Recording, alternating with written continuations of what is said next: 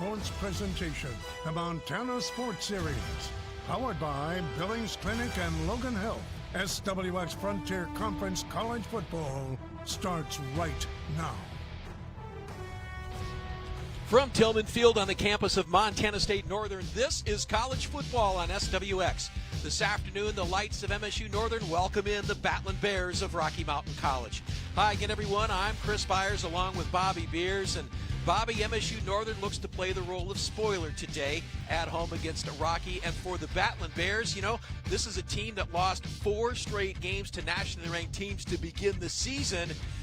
Having said that, they've won 2 straight in conference. They got a chance to control their own destiny. Yeah, 2-0 in conference.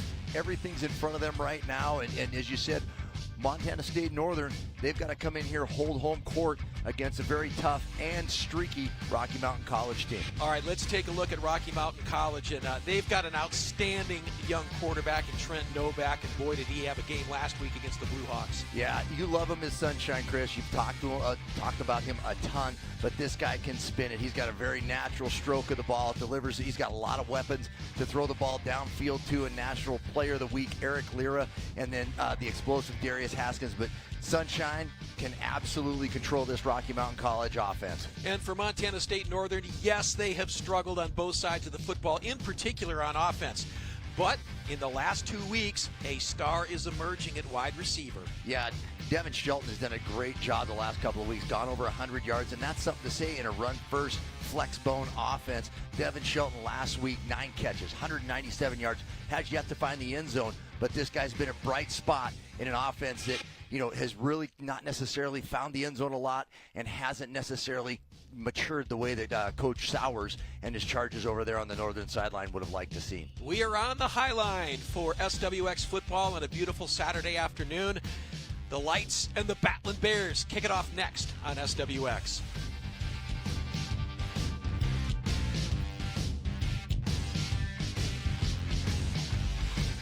To Tillman Field for Frontier Conference football. Rocky Mountain College coming off back-to-back wins. Look to make it 3 straight this afternoon against an MSU-Northern team that's not only struggled for wins, Bobby, but they have been hit and hit hard by injury. Yeah, we were trying to figure out the roster just before the game. It was kind of a little disconcerting as to who was switching numbers and who was going to be out there today for them. All right, so the Battling Bears will receive the football to start this game. MSU-Northern will go on defense. Caleb Litzinger to kick it away, the freshman from Great Falls. Darius Haskin back there to receive. The always dangerous Darius Haskin along with Eric Lira.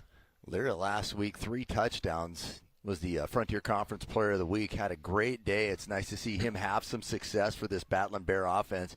Kind of, you know, mentoring Darius Haskins and kind of showing him what he was known for before, you know, Haskins burst onto the scene as that ball goes out of bounds. Yeah. And the Bears will get the ball relatively good field position out at the 35. So right away, kicking the ball out of bounds gives Rocky good field position. And we had a chance to talk with Scott Crawford, the Frontier Conference Commissioner, and I asked him specifically about this scenario with Rocky where a team can start 0-4 in years past. Season's over.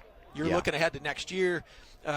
You're playing out the string, but the way this is set up now, you play all your conference games in the back half of the season, 6 games in 7 weeks, and so everybody started at 0-0, and Rocky, after playing all those strong teams, come up with back-to-back wins. They try to make it 3 straight. That would set the table if they get the job done today, and they're not looking past this Northern team to next week against Montana Tech. Here's first down for Trent Novak. Fires out there, and it's immediately intercepted by MSU-Northern.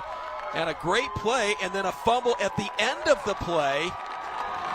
And MSU-Northern with the football. Julius Leopi just was in his regular drop, and Novak didn't see him right there. That's a hard guy to miss. But right in his drop, and Novak delivered that one right to Leopi, and Leopi just takes off with it. So this Northern defense, which has played well all year, Chris, that's really kind of been their strength. Relying on that defense, comes up with a first play turnover, and Northern's got some momentum going their way early. Kendall O'Neill at quarterback, the sophomore from Arlee, did not start the season but has come on here to take over the quarterback position. Running back is another area where the Lights have been hit by injuries, and starting today at the tailback position will be Aaliyah Williams. Yeah, just a nice little dive play, trying to get, that offensive line settled in right there. Northern's offense all year, very, very much a run-based system. We talked about Devin Shelton, but that was kind of an anomaly the last couple of weeks, kind of something born out of need to keep them in games. They probably should have won that game last week, Chris. That's right, yep. Turnovers bit them, and they came up short on the road in Mayville. Williams listed as a wide receiver, shifts to running back. O'Neal now straight drop, gets time, fires out there incomplete, and that will bring up third down. Yeah, that one was intended for the A-back, as they like to call him right there. They've had to do some shifting around here, but that one just, a lot of time in a run-based system, sometimes those first couple of passes are a little bit errant, just trying to get things settled in and settled down. There's that Rocky Mountain College defense, Mason Browning, Cade Reynolds, and Sean Tutty. Those linebackers, they are fast and good. And then John Aragon, watch for pressure on the outside at defensive line. Third down, that play is stopped right at the line of scrimmage, so nothing doing. And that's going to bring up fourth down. Nice play by Braxton Fulton from his defensive end position to get the stop. And the offense is staying out there for Northern, as, it's in that kind of, no man's land right there. Don't trust the kicking game from this distance, so the offense stays out on the field for Northern as O'Neal gets in the huddle with his group, trying to get something going here after the big first play turnover that the defense set him up with good field position. So it'll be 4th and 7 from the 29-yard line. MSU Northern trying to strike quickly here in the first quarter after the turnover. O'Neal fires out here to his right, and that one sails out of bounds. So 4 and out for MSU Northern after the interception, Bobby, and Rocky Mountain College gets the football right back. Yeah, there's a lot of new faces and new positions out there for that Northern offense. So just trying to get accustomed to not only, where you're supposed to go, but, exactly who that is, both for us and for Kendall O'Neal early on here. Northern's defense holds, gets him a good chance for a score. The offense goes 4 and out. So the Bears back to work from the 29-yard line. Brock Ping in the backfield for Rocky. Shares running duties with Tough Adams. He gets the call and wrapped up right at the line of scrimmage. Good job by that MSU Northern defense as they come crashing in. Thomas C. Mafula with the stop. Well, Michael Watkins from his defensive left side right there beats his block and forces Ping to go up inside. And Ping, who is listed as the number 2 running back, does have some explosive capabilities right there. But you're going to see a lot of Tough Adams today, and one of the things that Coach Stutz wants to get established is a little more consistency in the run game for the Bears. I think so, Bobby. Moving forward, that's going to be big for them, especially as they get into the back half of the schedule. They swing it out here to Ping, who's wide open, goes out of bounds at the 35-yard line. So this will bring up 3rd and 4. Well, that's just a real simple thing right there. They saw that the upfield pressure that Watkins had on that last play allows him to swing out into space. Novak able to get the balls in his hands that time, and then Ping gets ahead for a nice gain on 2nd down, brings up 3rd and manageable here for the Bears. Ping, 61 carries, 272 yards coming into this game, averaging 4.5 yards per carry. That's pretty good. And the starting defense there for MSU Northern as they try to slow down this high-powered Rocky offense. A little bit of pressure there in Novak's face, trying to get that screen down the middle of the field to Lira. Just ball sailed a little bit on him on the short pass. Going to bring up an opportunity for the punt team to be seen for the first time today. Yeah, nice job by the Lights defense to force the Bears to a 3 and out. And in talking to various folks on the Rocky program, the defensive line here at Northern, it's not only deep, but, they likened it to, some of the other powerhouses in the Frontier. They said it's not far behind, your Tech or Carroll defensive lines. This is something that concerns Coach Stutz and the boys down at Rocky, as you see the punt just shanked off the side of the foot. And Northern, again, going to have great field position in Rocky territory. All right, so 12-10 to play here in this opening quarter. No score in Havre between the Lights and the Bears. Keys to the Game is brought to you by Butte Auto. Easy to find off I-90 at the Harrison Avenue exit in Butte. Find your next ride at Butte Auto. Bobby, keys to the game for both teams. Yeah, you got to look at with Rocky, stay focused. Right now, I'd say that they aren't focused. There's, a couple of distractions, the shanked punt, the first play interception, trying to establish a run game. And then if you're Montana State Northern, you got to stay positive, make gains where you can. And then finally, just take what they give you. Try not to make too many big plays as Santillo takes this one right up the middle. Chris, and he's got some running room to run, stumbling, bumbling down inside the 20 on that inside run. That's one of those things that you've got to be able to do very easy. I guess that's Rex Williamson, rather. Again, with the different roster changes before the game, we got a couple of things that we're going to struggle with all day here. Well, Williamson just popped through the line of the Rocky defense, got into the secondary immediately, broke off a nice run, and that gives Northern great field position. 1st and 10 from the 19. O'Neal, and again, they'll stay on the ground, but this time not much there. Good job that time by the Rocky defense, and that was John Aragon sliding in there and making the tackle for no gain. 2nd and 10. Yeah, Aragon's done a nice job for this Rocky defensive front. Nice to see him back healthy. He missed a game or two. You see him shaking out his arm right there. But Aragon's got to have a big day against this run-first Northern attack. Northern's only win of the season last year came against the Rocky Battling Bears. College, Yeah, it was right the final game of the regular season. Got the upset win over Rocky.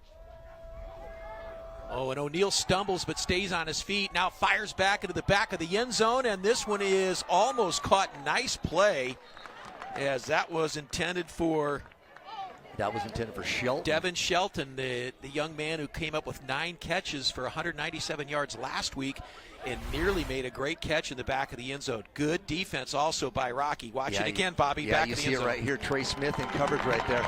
Just a lot of hand fighting going on, and Trey Smith does this smart thing. When there's hand fighting going on, grab that near hand, take it away from him, force that receiver to make a great catch right there. Trey Smith wins that battle.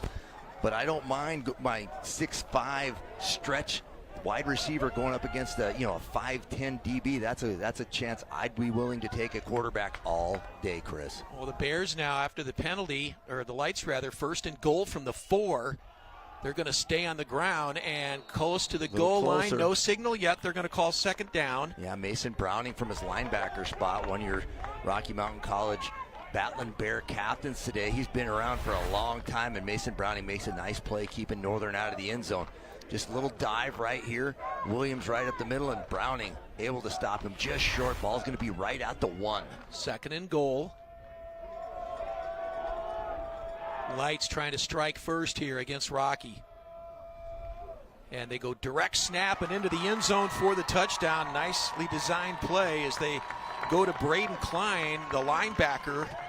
And they go Wildcat, and he takes it in from a yard out for the first touchdown of the afternoon. And why not? You got to take some chances. You're trying to find a little bit of momentum. You got to put some bodies in that are healthy. Klein, the big linebacker, just puts his shoulders down, gets in that hitting position, and falls inside there. Nice job up front, creating a little bit of space for Klein as the Lights jump on top of here early, 6-0. Like that little wrinkle with the Wildcat. Yeah, Cyrus Teeby in for the extra point. Ball down, kick on the way. It is up and through. So with 10:08 to play in the opening quarter, Montana State Northern strikes first on the 1-yard touchdown run by the linebacker Klein at 7-0 Lights when we come back.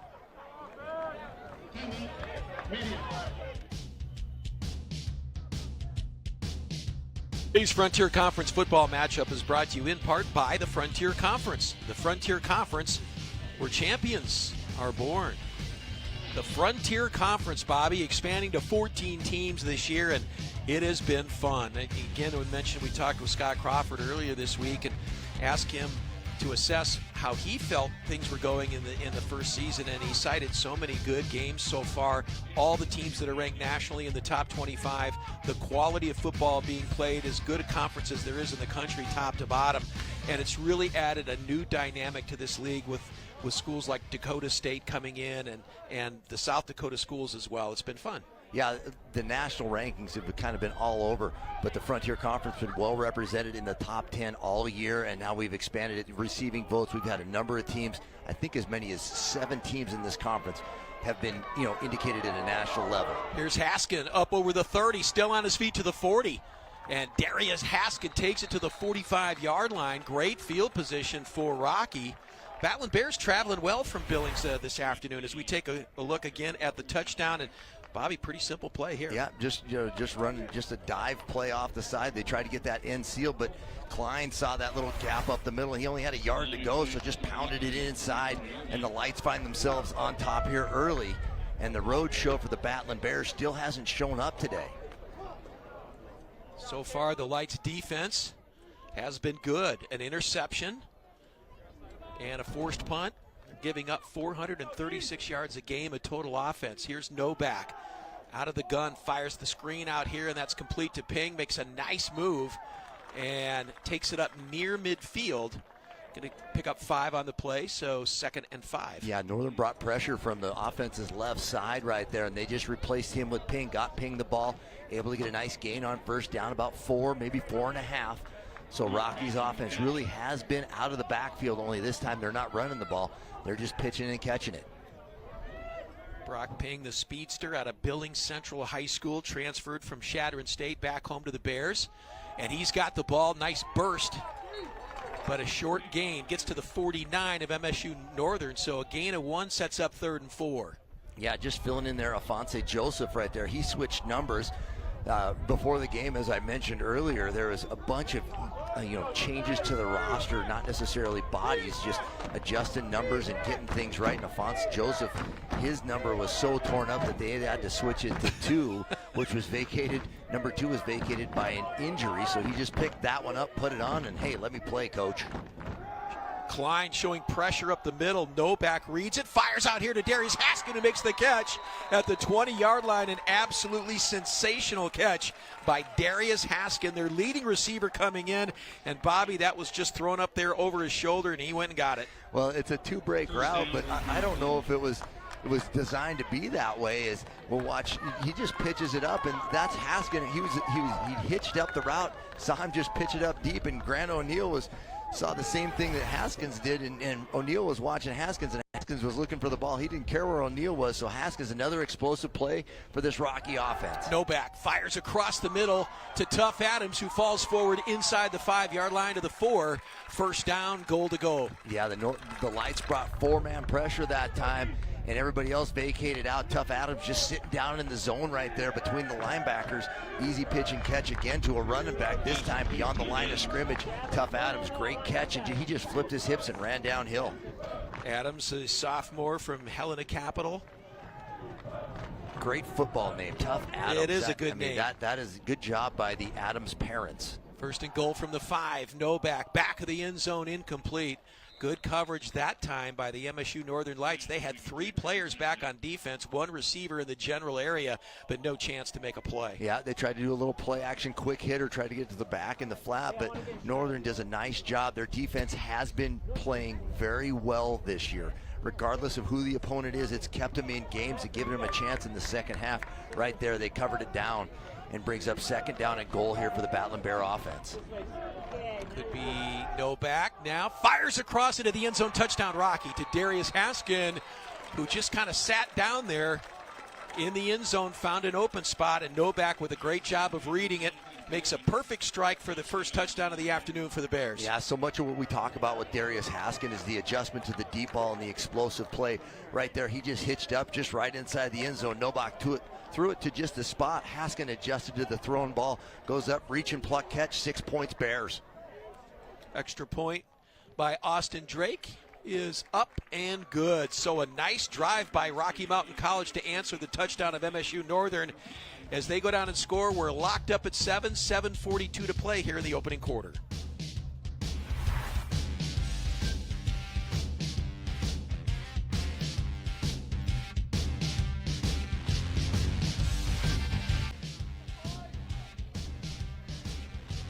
And welcome back to Tillman Field, and a great touchdown strike from Trenton Novak to Darius Haskin. And that locks us up at 7 o'clock, or at 7 apiece. This Montana Sports Series presentation of Frontier Conference football was made in part by the Billings Clinic. Billings Clinic, trust and be trusted. Strive for excellence, serving Montana, Wyoming, and the Dakotas. For Trenton Novak, his 12th touchdown pass of the season. to tie this game. So Northern now back to work and kickoff. Nice return for the Lights as Rex Williamson takes it out, and that's where Montana State Northern will take over, locked up at 7. Yeah, Williamson does a nice job. That wind today is blowing out of the south, and so Legg puts himself into that one, and just inside the field of play right there, and Williamson just takes it right up the sideline. Good game. Now this is their worst field position because of the interception and the shanked punt, but Williamson with a great return there for the Lights, setting them up on the right side of the 30 if you're a Lights offensive fan. Well, you alluded to it, Bobby, all the injuries on this MSU Northern team and kind of a makeshift lineup. And Alai Williams with a nice gain, decent gain up to the 35 will bring up second down. Mason Dion was their starting tailback, and they had a lot of high hopes for him. And it just, he went down with an injury like so many on this team, and they've had to kind of just do some patchwork substitution and move players around and see if they can't continue forward. Yeah, as we sat in here before the game, just kind of going through the roster, they're lucky to be able to field a full offense and defense. The depth here is a concern, but Williams stepping up today in the running back, moving over from his A-back position. 2nd and 7. O'Neal is flushed and then taken down. John Aragon comes crashing in and gets the sack, and for John Aragon, he's had himself a season with 4.5 tackles for loss, and now his 2nd sack on the season, and a big loss here. Aragon does a nice job working his hands right at the point of attack over that left guard spot right there. He beats him pretty clean. Not a lot of time there for this Northern pass protection to set up right there as Aragon just kind of wreaking havoc inside for this Battling Bear defensive line. 6'1", 295-pound senior. 3rd and 17, loss at 10. O'Neal in trouble, and he's going to be taken down again. So that Rocky defense, as they come flying in, Braxton Fulton from his defensive end position in on the sack. Yeah, he and Sean Tuddy were both in there that time as Rocky just bared its teeth and came back on a full-on blitz. Nowhere for them to go, not even to set up as that pocket collapsed early, and the punt team's out here as we've got a new punter today as well, Chris. Yeah, Okosi Tino Atonio to kick, and again, being forced into that role. He stands inside his 5-yard line. Trey Smith back to receive. Bears should get excellent field position here. And Antonio was a tight end, and now he's playing defensive end as he puts his foot into this one. Good kick. Yeah. Fair catch signaled for and made by Trey Smith at the 41-yard line. So the Bears, good field position again after tying this game with a touchdown. And you got the feeling, Bobby, that Rocky just came out a little bit flat in this game.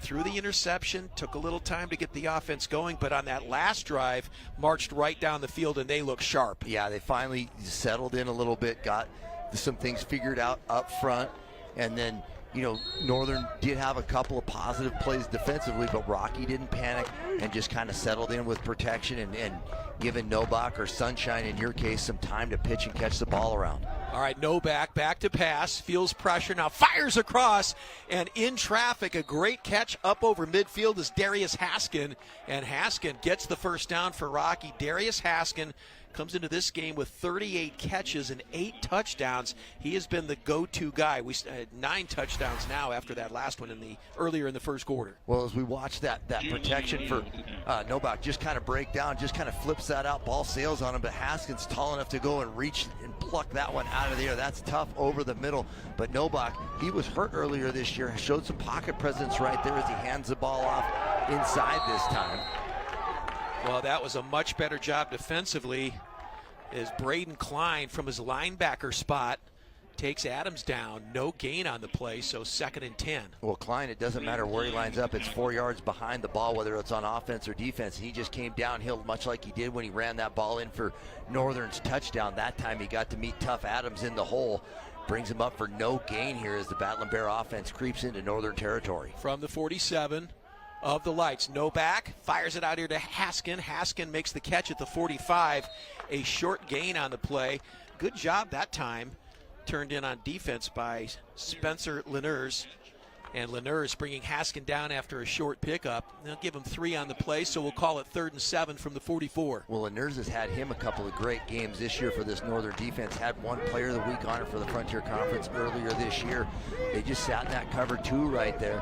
Haskins able to go with his nice, slender, long body, reach above his head, grab that one. But Lanier keeps it manageable for this defense. 3rd and 7 here for the Battling Bears. No back, has time, now looks, checks down. Pass incomplete, intended for Tyson Hunt, and that brings up 4th down. And we'll see if we see the Bears kicking unit. Boy, they had a great opportunity, Bobby. Got great field position to start the drive.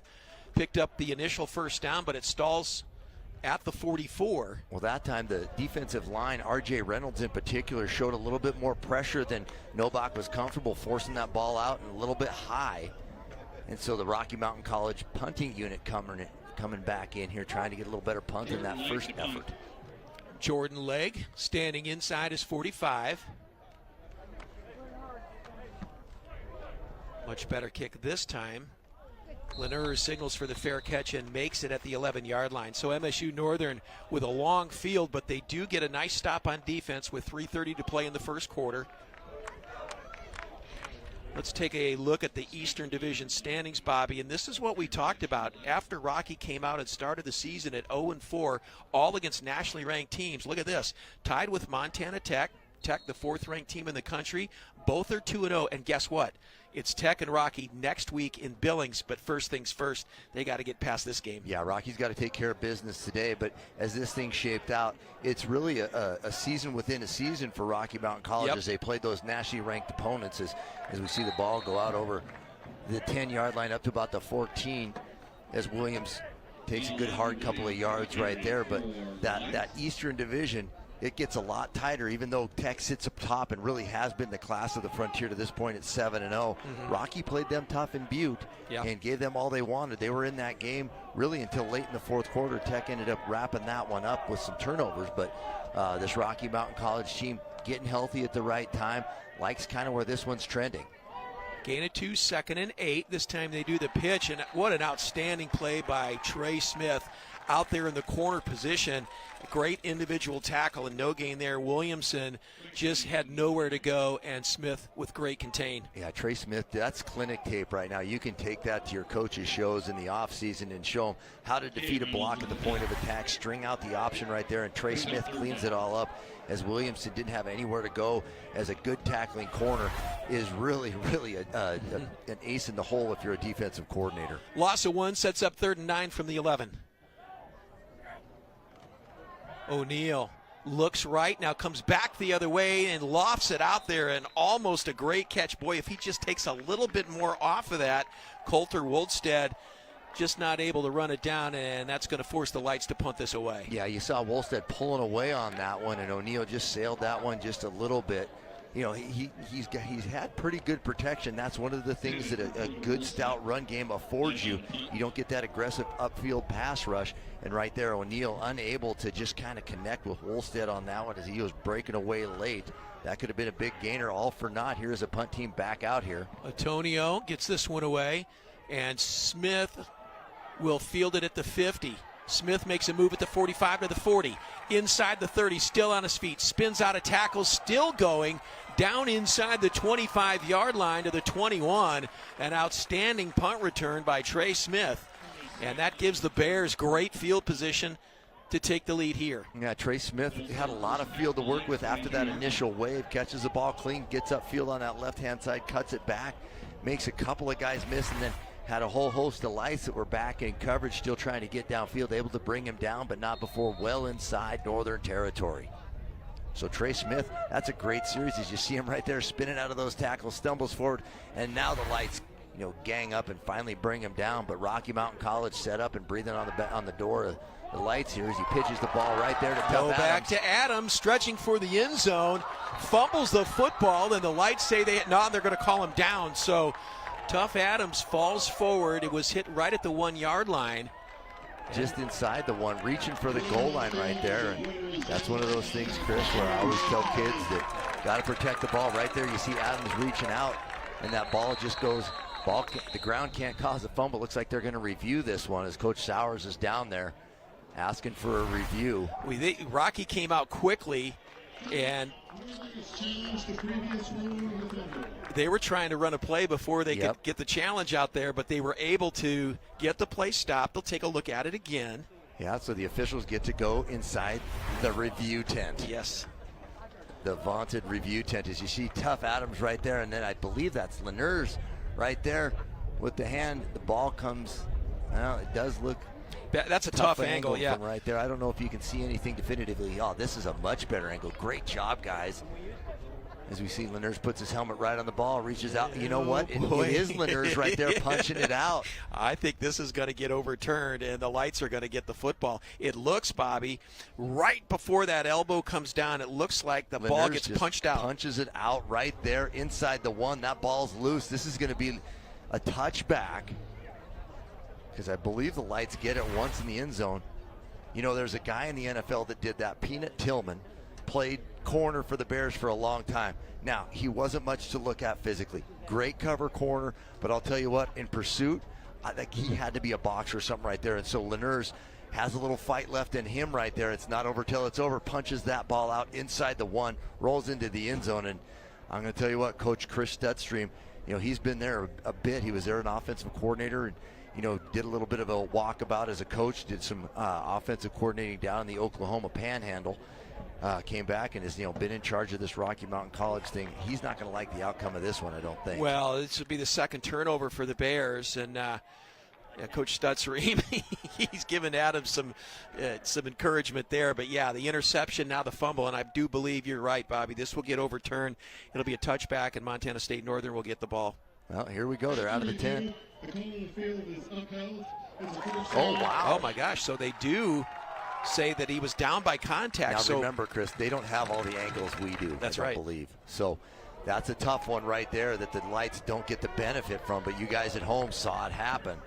So there's some of the things that we have at our disposal that the camera crews at the conference don't. So there's some upset folks wearing maroon and gold right now, and justifiably so, as Rocky's able to take it over. So Coach Studstream reminding Tough Adams why he's here, has got him back in the game. They're going to give it right back to him, and Adams is in the end zone for the touchdown. And we got a flag on that one from behind the line of scrimmage. Yeah, usually in the area of holding, so we'll see. You know, and you saw Coach Stutz making sure that Tough Adams didn't have his dauber down right there, is getting in his face, going, you know, you got to believe, dude, we're too early in this one.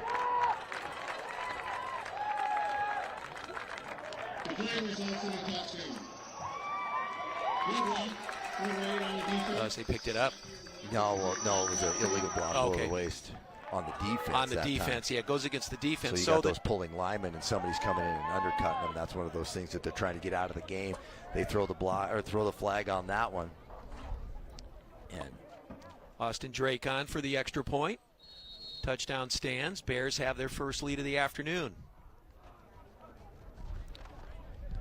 Drake up and through.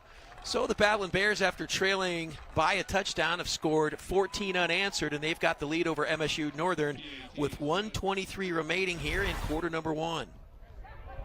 Let's take a look at it one more time. Right back to Tough Adams as you see that illegal block right there.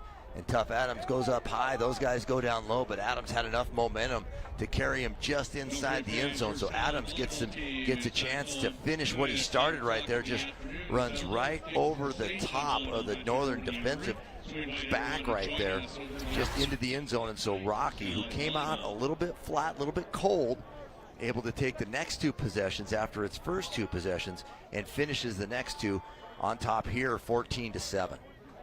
Adams taking on Grant O'Neill right at the goal line. He won that battle. And Tough Adams comes into this game averaging 5.5 yards per carry. 269 yards on the season. Both those backs in this offense. Brock Ping, a little bit more of an outside edge rusher. Right there, we've seen a lot of production of Tough Adams between the tackles for this Rocky offense. And right there, you just see watching that offensive line, you know, gain a little bit of confidence, able to run the ball. And all they had to get was about 18 inches on that one, and Adams able to finish that one as Lake puts this one end over end. Oh, and that one takes a great bounce roll. if you're Rocky. Yeah, it looked like it was headed for out of bounds, but it stays in, goes into the end zone for the touchback. Insert your golf reference right there, Chris. Right there, you got the favorable bounce, and then just snuggles that one right into the end zone. So instead of going out of bounds, takes a favorable Rocky bounce, and Northern now starting at the 25. Got the old slice working on the driver.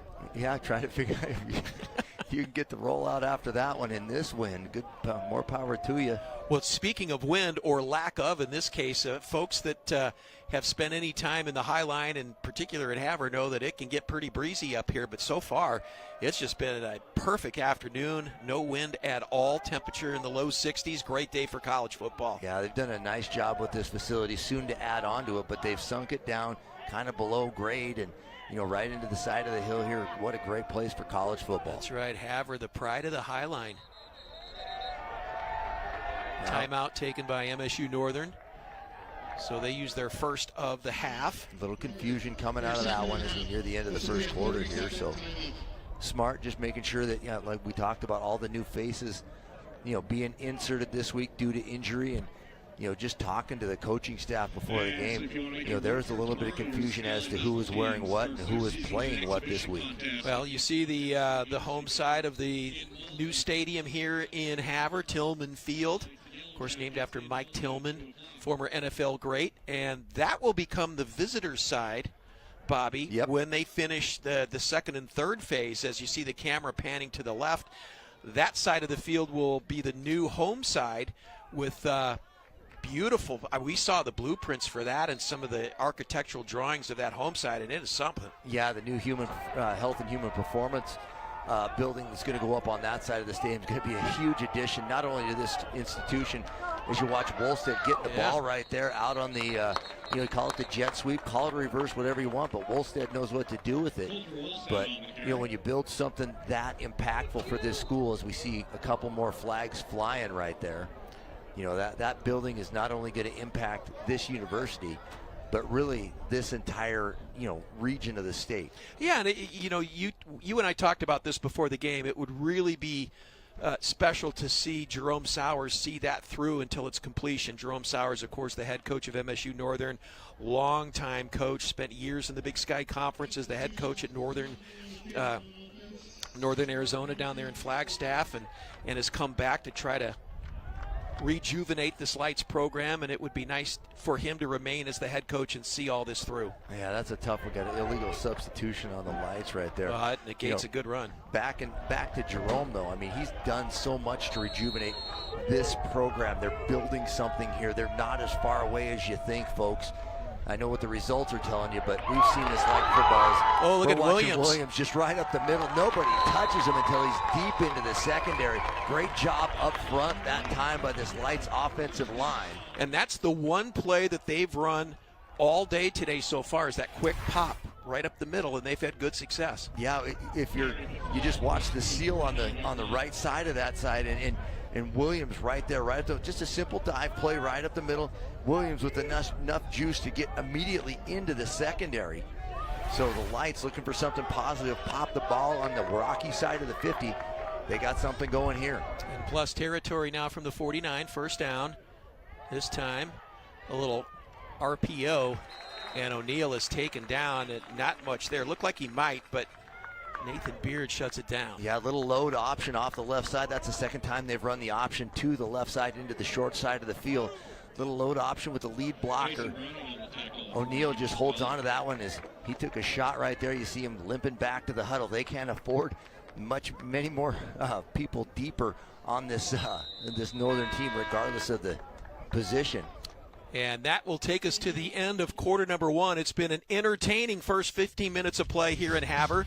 Rocky Mountain College leads 14-7 over the Lights. From MSU Northern, you're watching college football on SWX.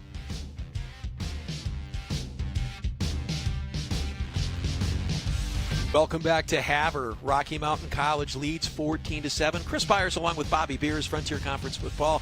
The Lights have been in it today, facing a 2nd and 11 from midfield as we begin quarter number two. And they go back on the end around to Wolstead, makes a nice run to the 40, and he's right at the first down marker. They're going to mark him 2 yards short. Yeah, right there. Wolstead, we've seen him with the ball in his hands, had an explosive play earlier, called back. But right there, Knight doing a nice job, good vision, able to withstand a couple of hits right there as this Rocky Mountain College defense tried to take him down with a couple of shoulder shots. He wasn't going down as Landon Quincell was the first one to make contact. Wolstead ran through that one, brings up second and short here in Rocky Mountain College territory for the Lights. Just underway in quarter number 2. They'll stay on the ground, and no, that is going to be marked short of the first down. Great job by Tim Gray. Yeah, Tim Gray and John Aragon right there able to clean that one up, along with a little bit of help from Dakota Sage on that Rocky Mountain defensive line as we've got a Northern offensive lineman down. And they can ill afford to lose too many more. They have really had their share of injuries as this season has worn on. Well, we've got guys today on that Northern sideline with multiple, yeah, with numbers on their helmets that's not the same number that they're wearing, and a lot of it's due to the fact that they are thin at some positions. They're just trying to get guys on the field that are capable. All right, injury timeout on the field. We'll take one as well. All right, so we are back, and the Lights facing 4th and 1 from the 40-yard line. Back in the they're doing a tape job on their quarterback, on O'Neal. Yep, so they've got Klein back in again. Remember, he ran for the touchdown. Yep, Wildcat offense in the first quarter. Right here. Yeah, and look at this. Offset, power to the right, and he slips underneath, and he's going to be short of the first down. Short, just got back to the 40 right there. Rocky had some good leakage up front on that right side. Klein tried to just bang it up inside there. Comes up short as he stumbled to the 40. That's about a yard short, so a big stop by this Rocky Mountain College defense as they hold on 4th down and get the ball in good field position. And Josh Cordes, the right tackle for the Lights, was the young man that went down. So they were down a quarterback and a left tackle on that play. But he's up moving around pretty good, so hopefully he returns. And he jogged off. But a great stop by Rocky. They got a great penetration. Yeah, they did. Up front. Good push up front that time, brings them up short and gets the ball back for their offense. So first down from the 40. Novak fires out here in the flat. And that is complete, and a nice run after the catch by Dylan Flatt. And Flatt, the redshirt junior from Clyde Park, played at Shields Valley. Gets a nice gain. Yeah, the nice part about both these programs is there's young men on both sides of the ball from programs that are smaller. As you watch Novak just pitch and catch right out there. Tries to get upfield. Good block on the edge by Haskins. And Flatt able to get good positive yardage. Brings up second and about 3 here for this Rocky offense as Lyra flips sides for the offense. Lyra, who had a great week last week. Gain of 7. And they go underneath, and this is going to be a first down catch and then some. Nice play by Tyson Hunt, the tight end from Tualatin, Oregon. And Novak was looking downfield, didn't see anything, so checked underneath and finds his tight end for a first down gain. Yeah, a little delay slip route. They got the running back just swinging out wide. And the tight end right there, Hunt, just slips underneath. Good presence to get him the ball. Makes a guy miss and gets into Northern territory here. Gain is down to the 47 of Northern. And a fresh set of downs. So first down. And they'll stay on the ground to Brock Ping. And Ping just lowers the shoulder and bulls his way forward for a pickup of 3, 2nd and 7. Yeah, they flopped the formation right there. Brought both Goals and Hunt over and then ran the stretch play outside to that particular side of the offense, the right side there. And the stretch play with Ping has been producing pretty good fruit for this offense as they're trying to establish the run a little bit more with this Rocky offensive line, trying to find an identity in the run game. Pick up a 3 from the 43, 2nd down. Novak fires across the middle, goes right back to Hunt again, who makes the catch at the 35, and a first down for the Battling Bears. Yeah, Hunt just spots up right there, got good protection that time up front from his offensive line, just sat back, bounced it, flipped it to Hunt.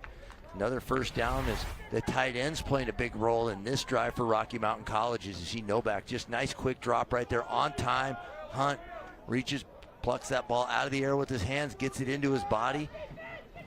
And then right there, making the stop, that quarterback Braden Klein, who's now playing linebacker. Ooh. This one sails a little bit high out of the hands of the intended receiver right there. Tyler Abbott just let that one get away. He was open, and Novak tried to hit him on a quick hitter, but incomplete pass brings up 2nd and 10. There it is again, and he was right there. Catchable ball by the young freshman, not able to go up and get that one. Boy, Klein's been in on almost every play defensively for this Lights team this afternoon and playing some offense. Yeah, he's going to be tired. He's going to need the cold tub after this one today. It's a physical game on the defensive side of the ball, but he just runs that ball right down inside, so he's going to have some bumps and bruises that are going to need him a little extra attention today. 2nd down for Novak. Now comes outside to Lira. Lira's been quiet today. They have shut him down. Eric Lira had that huge game last week. Yeah, that one just a little high as that one sails over the head of Lira. Now, he's been around a long time, and he's done a great job of mentoring this younger group of wide receivers. It was great to see him last week explode onto the scene against Dickinson State. 3 touchdowns, over 100 yards, over 200 yards receiving last week. Great game for the young man out of Arizona. 3rd and 10, Novak directing traffic, now delays and fires. Incomplete pass. Laniers able to break that one up. He's done a nice job all day from his corner spot. The senior has his work cut out with this talented receiver group as we've watched them mature over this course of the season. And Laniers had a game earlier this year with a couple of picks. As you see him right there, get his hand on another ball from Novak today. Well, here we go on 4th down from the 35. Empty backfield. And Novak draws the flag. And well, everybody's pointing at everybody. Watkins is, he's got his pink wristbands on. He's making sure that that everybody knows it wasn't his fault that he jumped. Okay, so 4th and 10 becomes 4th and 5. So they move it to the 30. Great job by Trent Novak. And, Bobby, you were mentioning Eric Lira last week in Rockies' 28-21 win over Dickinson State. Novak throwing for 4 touchdowns, but Lira 13 catches, as you mentioned, 216 yards. As the Battling Bears offense, and this is going to come right back the other way. Yeah. Haskin has pretty much made it down to the 15-yard line before.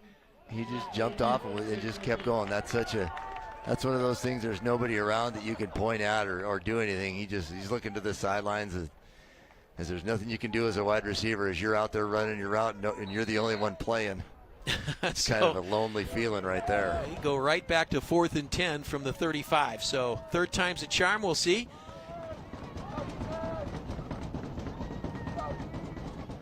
Ping sets up behind Novak. And now Novak rolls, fires, end zone, and incomplete. That was just really good coverage back there by Northern. That was intended for Tyson Hunt. A great pressure up front by Diamani Wright for this Northern Lights. Forced Novak to shift his feet there and sail to his right. It forced the inaccurate throw downfield. So this Northern defense comes up with a big stop as Rocky was driving on that one. You see Wright in there, just misses him. Novak comes up, almost gets across the line of scrimmage, flips the ball downfield. Hunt a little bit turned around right there. But this Northern defense bends, not breaks. And now they're set up in good field position with their offense. Giamatti and Nia with a great play in the end zone. Forces the incomplete pass. 1st down for the Lights. And a nice gain up to the 40 to the 41-yard line. That's a new quarterback in there. We have Ethan Maroney, the freshman. So Maroney comes in for the injured O'Neal. And so this is the 3rd quarterback they've used this season. Maroney's a freshman. He's from Canada, and this was one of the areas where Coach Sowers was hoping to find some fertile recruiting ground going north of the border. Well, there's a whole country up there that is largely unrecruited. The rules in the NC2A mimic that of the NAI. As Maroney, good gain right there, real close to 1st down yardage. It looks like they're going to give it to him. But that's real fertile ground for especially a team in the Frontier where a lot of the state is already covered by teams, whether they're in the Frontier or at a higher level. And Maroney showing that he's got a little bit of savvy to him there. He does. Running this flex bone offense for another set of downs for this Northern team. 2 running plays by Maroney. That's a 1st down. So the ball at the 45-yard line. Maroney out of the gun. This time straight ahead handoff to Williams, and he is bulldog down behind the line of scrimmage. Jabari Madison in there from his defensive line spot just comes down inside, waits for that hole to kind of open up, and Madison closes it right there. You know, the Lights played very well last week as they lost a close one to Mayville State. 21-17 was the final, but in that game, the Lights tallied 400 yards of total offense, by far their best offensive outing of the season. We talked about Shelton's 9 catches, and a much better effort for the Lights on offense that they've been trying to get on track. Maroney now, he'll throw for the first time, feels pressure, chased, now fires, flag comes in. Gets it to Shelton, but Shelton was out of bounds with that one. Well, last week in Mayville, they ran up and down the field, just unable to put the ball in the end zone. Really suffered from a lot of turnovers in that one. Little hold there. Going to bring this one back. So the turnover bug bit them last week on the road in Mayville. So the Bears going to turn this one down as you see Maroney just throwing that one, and Shelton. Great see catch. That big frame, able to stretch that 6'5" body out, but just comes down out of bounds. So the Lights on the decline penalty from Rocky bring up 3rd and 10 with the young quarterback still behind center. In Maroney, they list him at 5'10". That's a stretch. I mean, just seeing over those big defensive linemen's got to be a little tough. So they refuse the penalty, and that brings up 3rd and 10 from the 45. 9:15 to play first half. Bears lead by a touchdown. Here comes pressure off the corner. Maroney feels it, fires, and this one is incomplete. Great play by Trey Smith to knock that one away, intended for Wolstead. And Smith goes up high, bats it down, and the Lights will be forced to punt it away. Trey Smith, he's got a little he's got a little swagger, doesn't he? He's going to chirp a little bit right there. And well, he should. He's in good position to make a play on that one. Just went up high over the top of Wolstead. That he's right in front of the northern sideline, and the northern sideline asking for a penalty. And Trey Smith checking around, looking for flags, and reminding him, no flag right there. That's just a great athletic play by me. I'm going to go back and return this punt. And pressure straight up the middle, and this ball is going to land out of bounds. Very short kick. They're going to mark it out. Oh, you keep going at the 44-yard line. So the Bears with tremendous field position, leading 14-7 with 9:03 to play in the opening half. Battling Bears, Coach Jerome Sowers. Get a good look at Jerome, and as we mentioned, a long-time coach, and he's been around for a minute or two, Bobby, and you know he was the winningest coach in the Big Sky Conference until Bobby Hauck surpassed him, and prior to that he was at the University of Montana and Southern Oregon when he came back, and now to MSU-Northern. As you look at the entire coaching staff, Dave Sandow, the offensive coordinator, Dylan Wampler, the defensive coordinator, and by all accounts, the coaching staff doing a nice job today, trailing by a touchdown. Bears have it, first down from the 44. They'll stay on the ground, and Adams slams forward to the 47-yard line, gain of 3, 2nd and 7. Yeah, well, I've known Coach Sowers. I mean, calling him Coach Sowers is so weird to me because he's always just been Jerome as we watch Tough Adam. But, you know, he gets that inside run game going right there. Good, hard 3 yards. But this Coach Jerome has done a great job on the defensive side of the ball, and that's kind of where Northern's been allowed to stay in games, is the hard play of this defense this year. Good job by this defensive line. Watkins right there bringing the pressure off that right side of the offense. No back, complete to Adams, just over midfield. And that's going to bring up 3rd and 4. So the Bears trying to capitalize on good field position right at midfield. As you see it again, and they just flip it out there, and they flat, and Adams with the catch. Yeah, a lot of that today just with the back. If they're bringing pressure from that side, if Watkins comes, they're just going to replace him with the back. And that's the 2nd or 3rd time they've done it, whether it's Tough Adams or Brock Ping right there. But Rocky's offense right at midfield right now. 3rd and 4, no back. Batted down in the flat. And a good job by the Lights again defensively. Alphonse Joseph right there in the brand new number 2 that he had to put on because his other jersey was all beat up. But Joseph able to get a big paw on that one. And 4th down and decision time as Rocky marches the punt team right back out there. They're going to play field position here. The Bears have had tremendous field position, Bobby, this entire first half. They just haven't been able to capitalize, and the Lights give them credit. They force a punt here at midfield. Yeah, Northern defensive line's really doing a nice job for this Lights team. Jordan Legg sends it up, and a fair catch is signaled for and made at the 15-yard line. So the Lights with a long way to go. 7:42 to play in the first half with the football. Well, you've known Coach Sowers since you were a youngster. Yeah, he and my dad were on the same staff at Montana under Don Reed Yep. in 1986, right in there. Yep. I mean, I don't remember those days very well. Everything was, cartoons on Saturday and school That's the rest right. of the week. Oh, but, I know. Yeah, Jerome and his family were with us, and at Montana, he did such a great job in the secondary, and then moved to defensive coordinator, and then on to Northern Arizona, and really was a legendary coach up there, and rebuilt that program, hoping to do the same here at Northern as Sean Tutty drops that one. Right into Sean Tutty's hands, and he drops the ball. Well, it's so interesting, Bobby. You know how coaching trees work, with your dad and at Montana, and that whole tree of coaches, and Don Reed and Mouse Davis and the Hawaii connection and all those guys. They all are intertwined, and it's the fascinating part as an outsider looking in when I look at coaches and coaching staffs, how much they're connected to each other. As you see, Tutty just think, oh my goodness, I had 6 points. He had images of greatness Yes, in the he end did. zone Yep. right there. Well, he's a defensive back for a reason. Exactly. He's playing on that side of the ball. Yeah, and that because. But Tutty right there from his outside linebacker spot, unable to come up with that one. The option play doesn't go anywhere as Rocky defends it well there. But as you look at what happened, the handing off of the winningest coach, Bobby Houck was a student assistant on those staffs at Montana, and really grew up in football underneath the tutelage of Jerome Sowers. And everybody knows the Houck name because Bobby's done such a great thing. But one of the great players for Jerome Sowers at Montana was Bobby's brother, younger Tim. brother, Tim, who's now the defensive coordinator at Montana. So some of those connections, and you talk about coaching trees in Montana, those things still hold strong. So Coach Sowers is kind of the root base of that tree there. Maroney now just looking flushed. for a warm body. Yeah, he's going to get run out of bounds. Going to bring up fourth down, and the Lights will have to punt it away. So give credit to the Rocky secondary there, just nowhere to throw it. And Maroney did a nice job, not trying to force the issue. Got to the outside, picked up a couple of yards, but well short of the first down. And that's tough for a young quarterback, too, especially short in stature, to just ask him to drop back in an option offense. Use what you do well to disguise what you're trying to do better.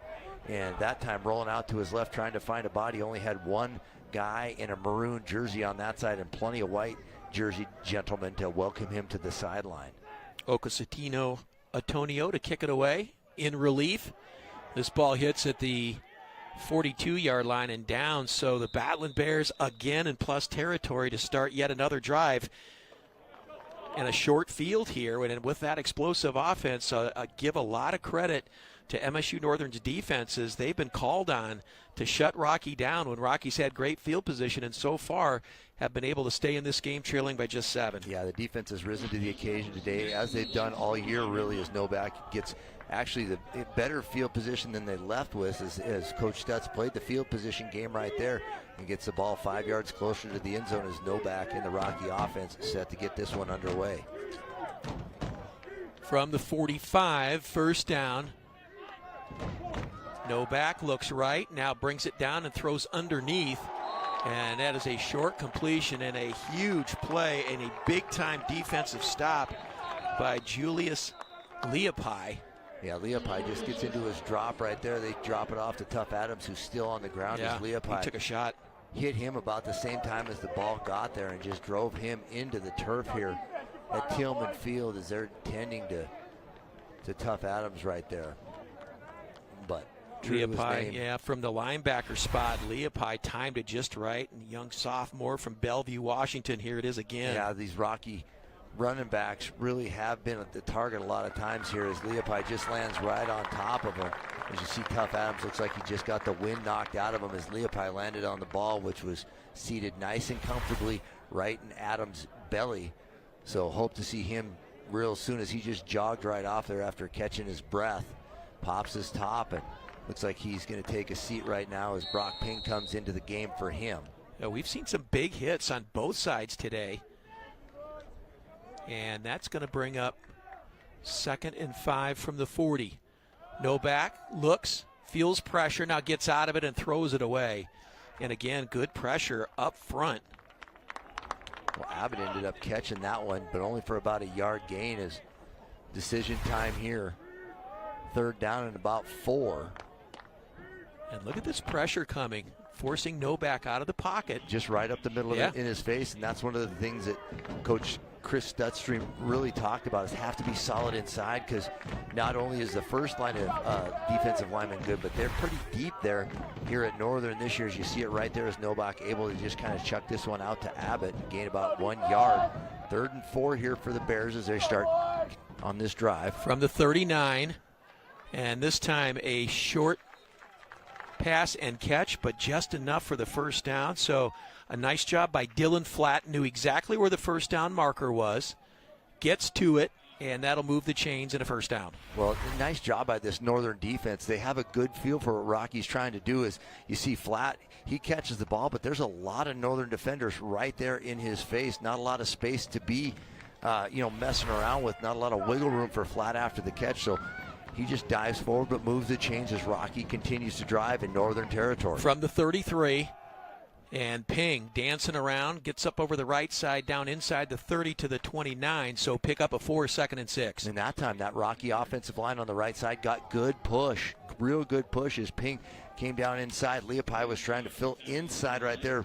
Ping trying to bounce it outside, but gets a good gain of 4 yards on first down as Rocky's trying to stay ahead of the sticks here on offense.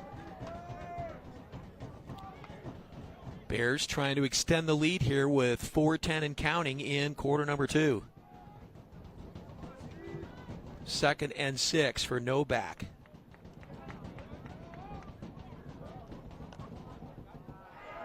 Well, pressure from the corner, and this one intended for Ping and incomplete.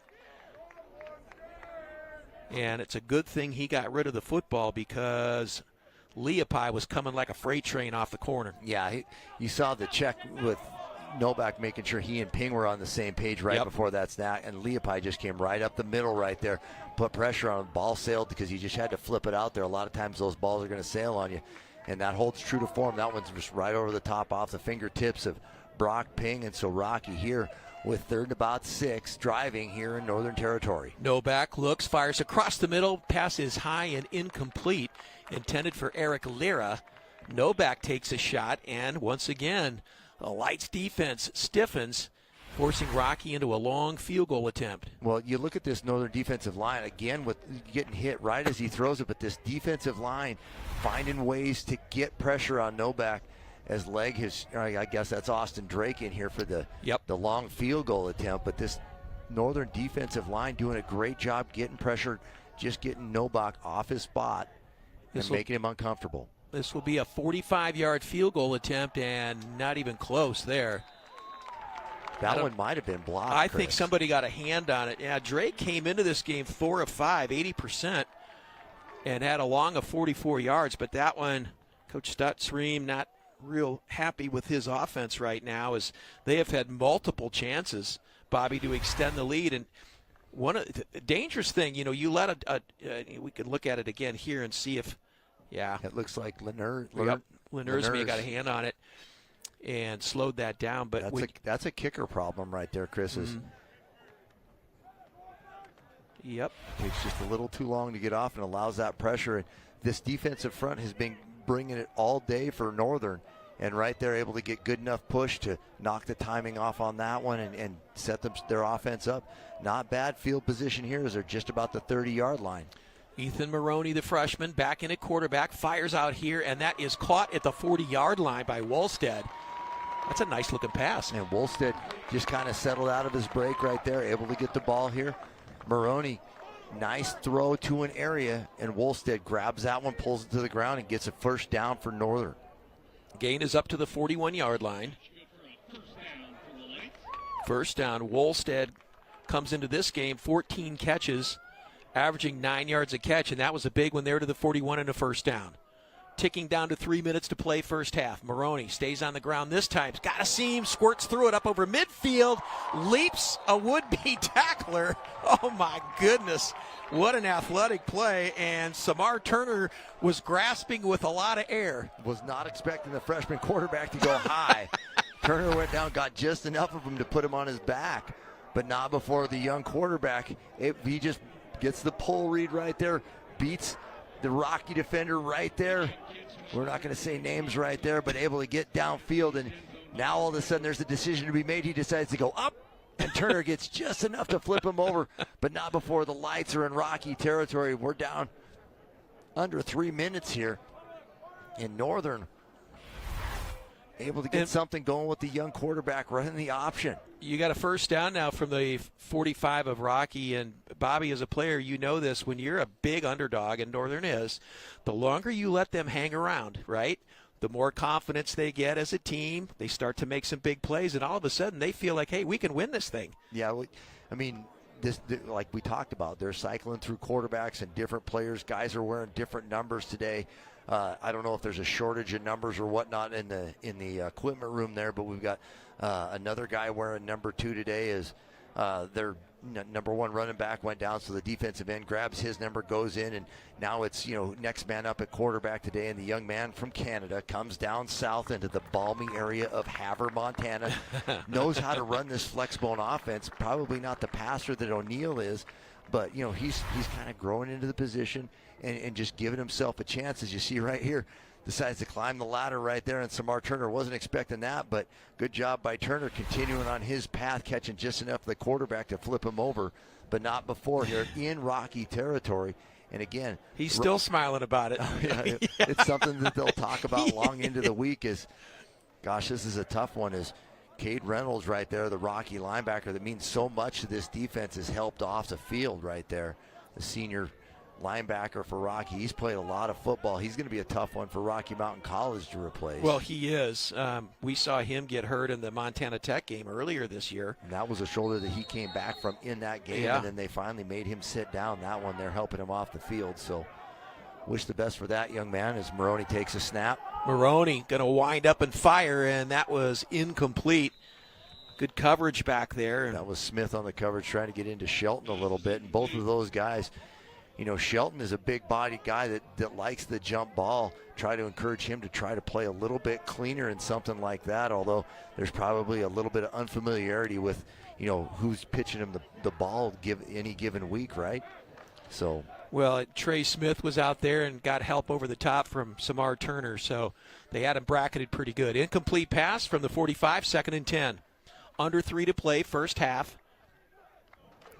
Maroney got time. Now tries to dance out of pressure, and he's going to be hit and taken down at the 50-yard line. A nice job there by a trio of players. I think Tucker Sides will get credit for the tackle from his linebacker spot. Yeah, just scrambling around back there trying to keep the play alive. And as a young quarterback, when you're seeing that many unfamiliar faces, around you as this Rocky defense, good initial pressure, trying to get him off of his initial reads, and then just everybody's coming in as you see Aragon miss right there, and then a whole host of folks there to clean it up. Mason Browning was in on that one, and just trying to figure out, as a young quarterback, game gets so much faster the higher level you're playing at. And even from Canada coming down to Havre, playing in the Frontier, he's going to be swimming a little bit when his first read isn't there. Well, that is a big loss. We'll send the Lights back to the 49-yard line. And this is going to bring up 3rd and 16. The Lights take a timeout here, so they have 1 remaining.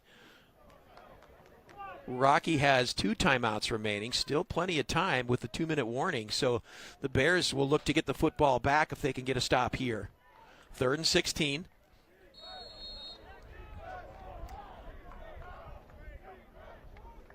Maroney now gets to the outside, now fires, and that is incomplete. Trying to get to Williams. Yeah, good coverage again. Back there is Sean Tuddy. And that sets up 4th down. Trey Smith back now as the Lights will punt it away. Yeah, just young quarterback trying to hit that corner route. And again, there's a lot of reps that go into being consistent, knowing where guys are. He had the right guy, good read right there, just unable to complete that one. So as you see Kendall O'Neill over there, the young man who started the game, trying to give him a little bit of encouragement on the sideline as Northern kicks it away again. Antonio gets this one away, high but short kick, and this is going to be a flag on Trey Smith, who signaled for the fair catch and just got leveled by Braden Schultz. Yeah, right there. Got to give the guy the ability to catch the ball, and Schultz actually caught the ball instead. You just see him just look up and couldn't hold on. Trey Smith couldn't hold on, but Schultz had it. Schultz had it.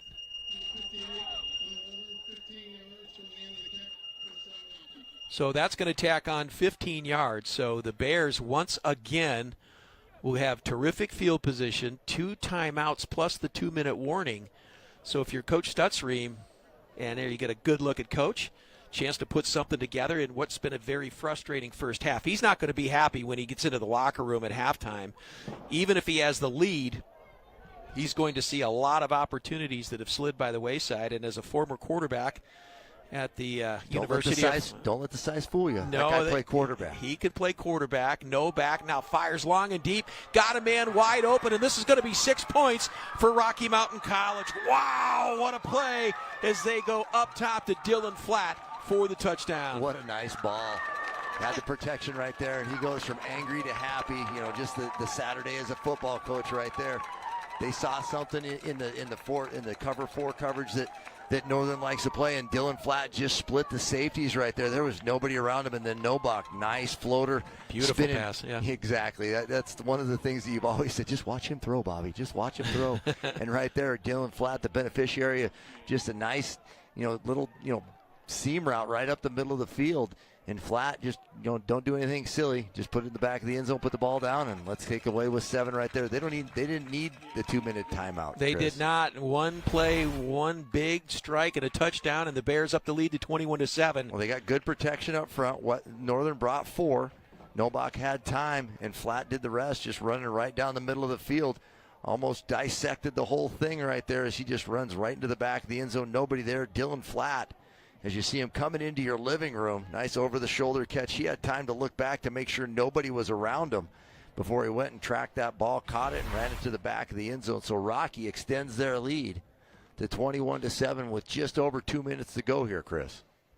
Well, and the Bears have found another go-to receiver. We talked so much about Darius Haskin, and with good reason, and then Eric Lira really coming into his own last week, and now Dylan Flatt is getting extended playing time today, and he's going to have himself a pretty big afternoon when it's all said and done. And we talk about a kid like Dylan Flatt from Shields Valley, and how many times when we talk about a player on either side of the football, is it coming from a Class B or a Class C program? Yeah, these kids that, they aren't at a Class AA team or anything like that, but these B and C schools play football in Montana. They're given the opportunity. It takes them a little bit of time.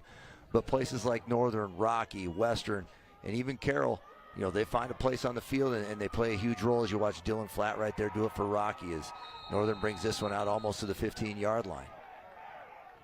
So Julian Benson decides to bring it out, and he gets just to the 15 and no more than that. So the Lights will have one play before the 2-minute warning here in the first half. Young quarterback Maroney back out on the field. Yeah, he showed signs of making some big plays for the Lights. I've been impressed with him. He's getting a lot of pressure, first of all, from that defensive line of Rocky Mountain College. But when he hasn't had time to throw, he's pulled the ball back, run the ball well. Maroney now going to fire this one up for the sideline, and that one is caught at the 35 and out of bounds. So another big play. Mason Aarons, the freshman from Mesa, Arizona, goes up and gets it. And Aaron's right there. Nice ball over the top here. You'll see him just kind of pitch this one out, and Aaron's able to bring this one down. So.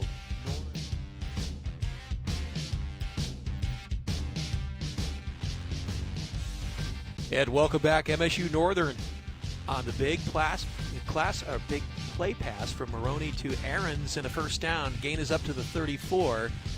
1:56 remaining first half. Lights have one timeout as they try to put something on the board before halftime. Maroney feels pressure, now steps up inside. Wrapped up, hit, and taken down. Mason Browning, how about that play? Yeah, just a great effort play from his linebacker spot, able to chase him down. A little bit of help from his buddies up there. Braxton Fulton from his defensive end spot, able to help him out, clean that one up. But Maroney really didn't have any time to do anything with that. You know, everybody was out in a pass formation right there. Maroney didn't have much time to set up, let alone throw it, as Browning able to bring him down for a big loss. 2nd and 16, losses back to the 28. And this is going to be incomplete. Trey Smith again. Nice play, sticking his hand in there as Shelton unable to come down with it. And now if you're Rocky, Bobby, you're going to start thinking about using your timeouts. You've got 2 remaining. It's 3rd and 16. So a stop here, and the Bears would get the ball back with some time and a chance to put more, and timeouts. Yeah, the incomplete pass right there stops the clock, so they don't have to do anything with their timeouts right there as you watch Shelton on a little under route. Maroney had the right idea, just Trey Smith was sitting in Shelton's hip pocket. Tell you what, Trey Smith's having a bigger impact on this game than one would have thought at the outset here. Yeah, he is. And they're going to go out here. Timing route to Wolstead, incomplete, 4th down. So the incomplete passes are stopping the clock. So the Bears have 1:14 remaining, plus 2 timeouts. And with a backup kicker in there, they should get terrific field position. Yeah, you know, coaching-wise, we talk about some different things to develop, but, you know, if you're an option offense and you're, 3rd and 15, almost one of those things where you're, almost obligated to run the ball, for, if nothing more than to get your opponent to use their timeouts right there. So Northern giving this Rocky offense a chance to do something with it here as Antonio kicks this one away. Yeah, kicks it away from Trey Smith. Gets a favorable bounce as it hits at midfield and goes out of bounds. But still, Rocky will have great field position. They're going to mark it at the 44. Yeah, they got 1:05, 2 timeouts. This is one of those things that you dial up in practice. Specifically, these type of situations. Hey, you got less than a minute left, and we just want to get points on the board.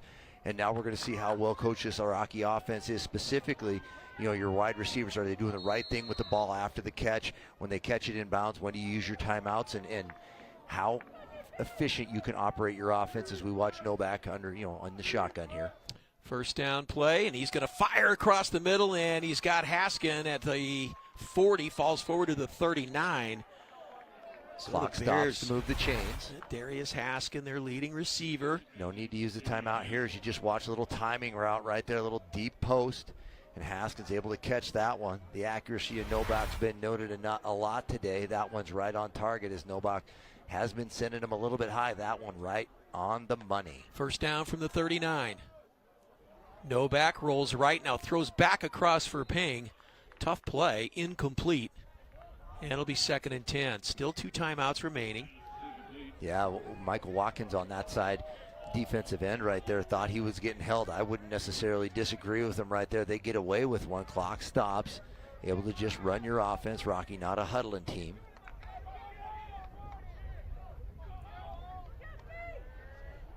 So able to save those timeouts. 2nd down, Novak looks out to his left here, now fires, and he's got a man open, but just overthrew him. Boy, he had Tyler Abbott wide open at the 20-yard line, but just threw it a little too high. Yeah, neither side can hit that corner today. As Abbott, that one sails a little bit wide. We've watched Maroney struggle with that one a couple of times. Abbott not able to run underneath that one. So Rocky hasn't had to use its timeouts on this side of the ball, and they're still continuing to, try to get this one a little bit closer for leg. Empty backfield. Now they come back inside to Haskin.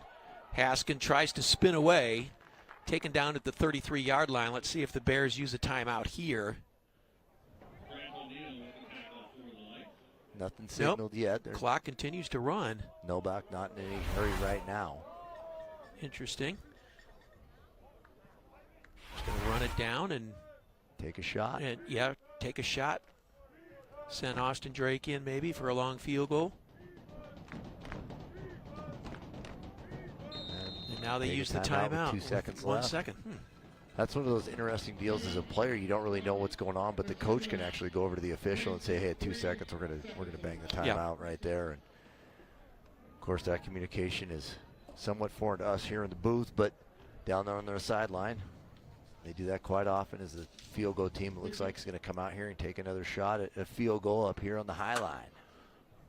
Either a field goal or you're just going to take a shot into the end zone. I mean, be a 50-yard field goal attempt if they choose to go that route. Hey, stay with us at halftime as we'll visit with MSU-Northern volleyball coach Jerry Wagner. Lights off to a great start for their volleyball season. And we'll also hear from Dr. Scott Crawford, our Frontier Conference Commissioner, and chat with him. We alluded to him in the first quarter and talk about what he's seen so far as we head down the stretch of the Frontier Conference football race. That's all coming up at halftime. So here we go, final play of the half, and yeah, this is going to be, looks to be one shot into the end zone, and now the Lights take their final timeout.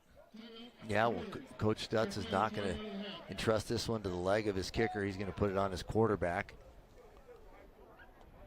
Kind of a weird deal. I would have guessed, just with the efficiency of this offense, that they could have taken a timeout, picked up the 4th down, but that's why I'm in the booth, and Coach Stutz is down there on the sideline making those tough decisions. Him and Teague Bloom, the offensive coordinator, seeing what they can dial up on this final play of the half. And as you mentioned, Coach Stutz, at one time a college quarterback, began his career at University of Wyoming, finished it at Morningside College, one of the real powers of NAIA football. So he knows what it takes to win coming out of Morningside. Yeah, absolutely he does. Morningside's been a long-standing powerhouse at the NAIA level. I think they had that conference at one point in time the top 3 teams in the country. Well, Iowa and Kansas get some tough teams back there. So here's Novak, final play. Gets out here in the open and now throws it into the back corner of the end zone, and this one is out of bounds.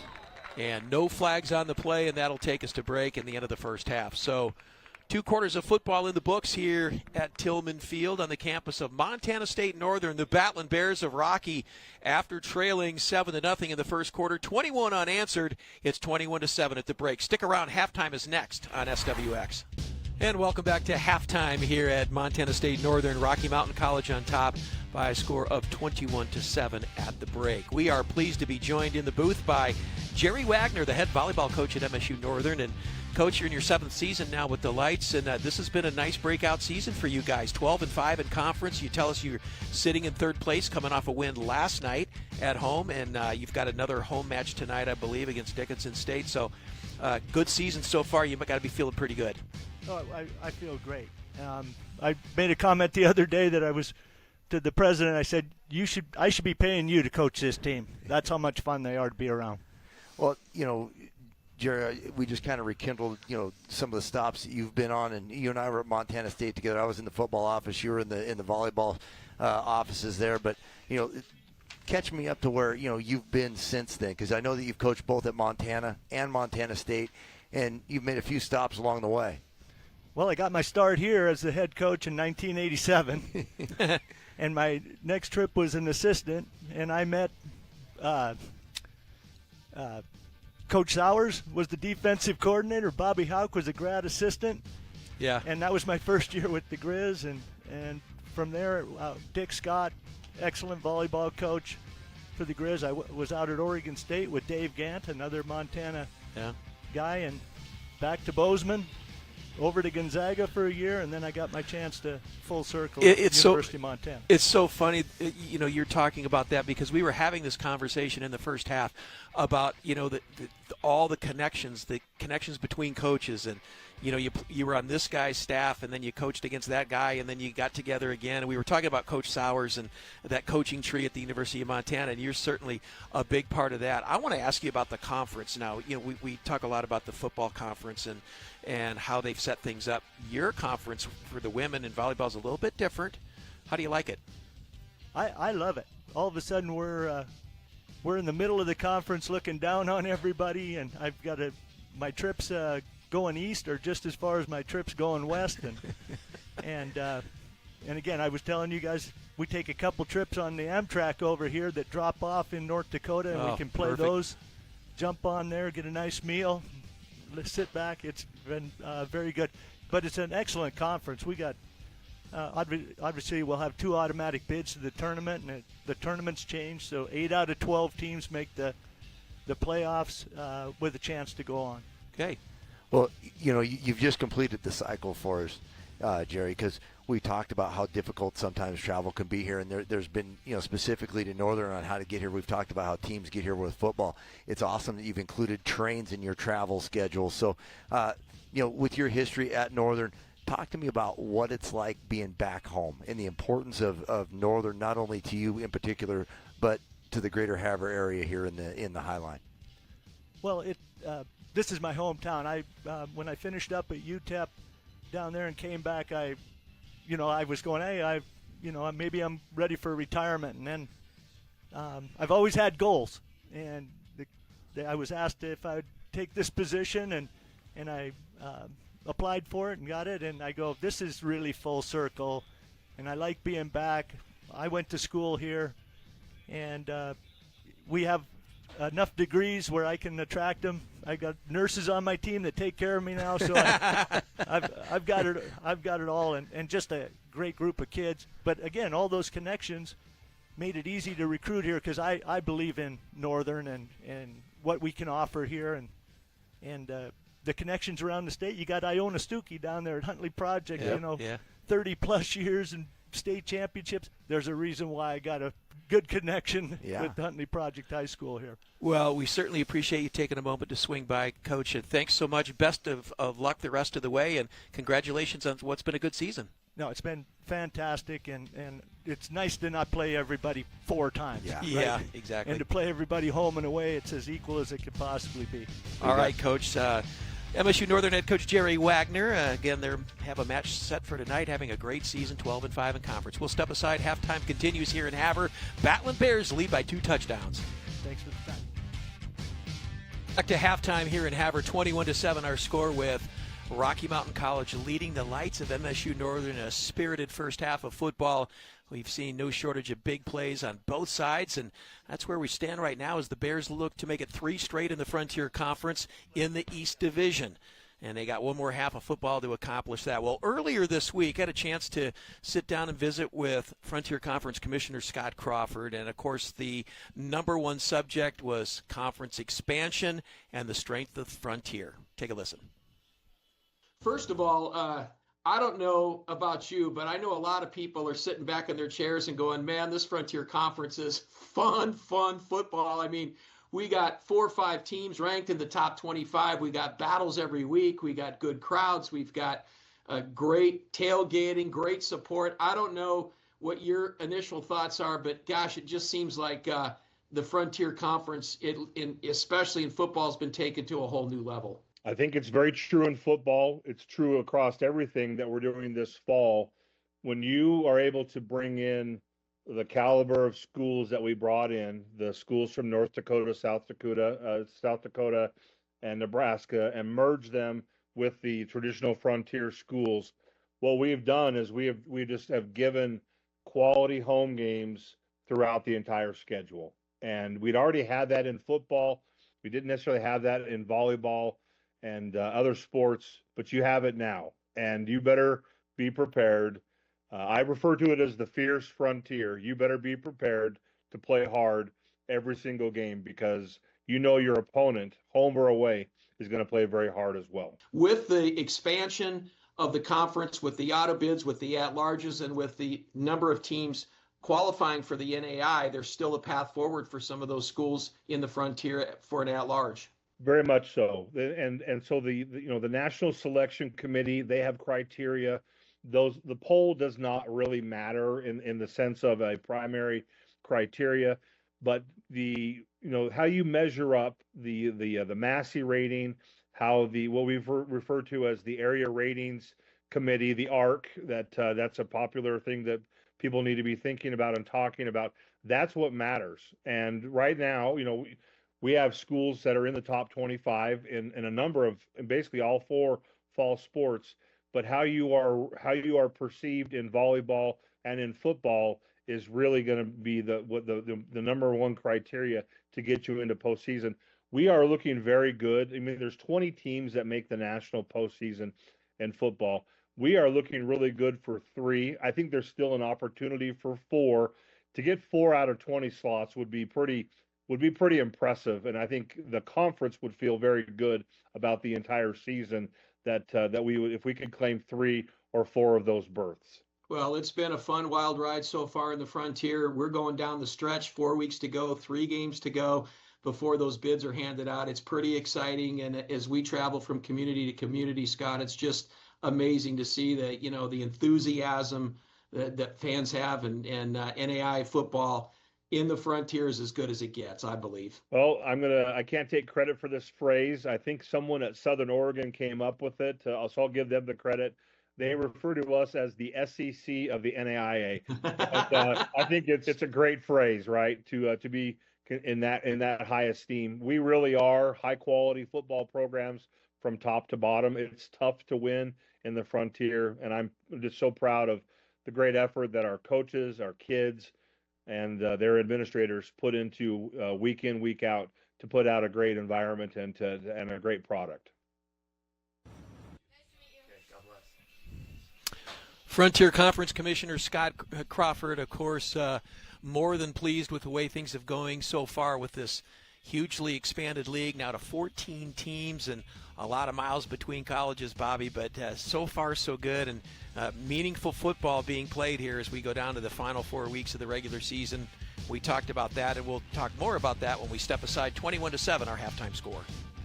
Bobby, your thoughts on the first half of football? Well, I'll tell you what, Northern's got to figure out some stuff to do on 3rd and 4th down, as they haven't converted a 3rd down or a 4th down into a 1st down yet today.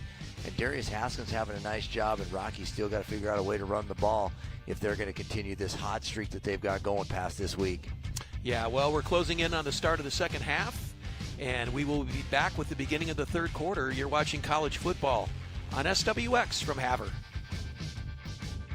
And welcome back to Havre. 21-7 our score as the Lights trail by a couple, but they've played good, solid football. No quit in the Lights coming into this game against the heavily favored Bears. And Bobby, take us through the numbers. Well, I'll tell you what, Rockies on offense, those yardage gains are pretty good, but there's a lot of missed opportunities. Meanwhile, Northern doing it with a backup quarterback today, not doing a bad job running the ball. And then, as one might expect, Rocky getting a lot of it done through the air. Northern, on the other hand, having some efficiency, getting it done on the ground. Penalties been a pretty clean game so far. Nothing that's really impacted the game. So pretty good game so far on both sides. Lots of room to improve on either side. But a lot of football left to be played up here on the High Line. Well, the Lights with 105 yards of total offense in the first half. And you look at that and say, well, that's not a whole lot. But when you look at their season, they come into this game averaging less than 200 yards of total offense per game. So they're already well on their way to surpassing that. And they've got a backup running back and a backup quarterback in. So they're developing some stuff in the run game up front. And then they've been able to score, which was something that they didn't do in either of their first 2 games, one of which we did here on SWX right out of the gate versus Carroll up here at Tillman Field. Yeah, Ethan Maroney's been a nice spark at quarterback, their 3rd quarterback to play this year, a freshman out of Canada. And Northern gets the football to start the second half, and good contain by Rocky Mountain College, and a short return there by Julian Benson, the freshman from just down the road in Wolf Point. And the Lights now with the football, trailing by a couple of touchdowns. Now, Coach Beers, let's put on your coaching hat here. He's at home. Okay, well, I'm gonna go to you. I'll fake it. All right. So, Rocky Mountain College, the one thing that they want to do and do well and do better to be a complete football team is run the ball more with more consistency and more yards on the ground. We all know that Trent Novak can sling it all over the field. If you're Coach Stutz, do you intentionally try to focus on your running game in a game like this, or do you just do what you've been doing? Well, you're going to get the opportunity to do that depending on what these first couple of drives are going to get done. And it builds confidence up front, and it actually complements your passing game. Helps you with protection up front. As we see the pitch out here to Wolstead, he's done a lot of good things on the ground here for Northern today.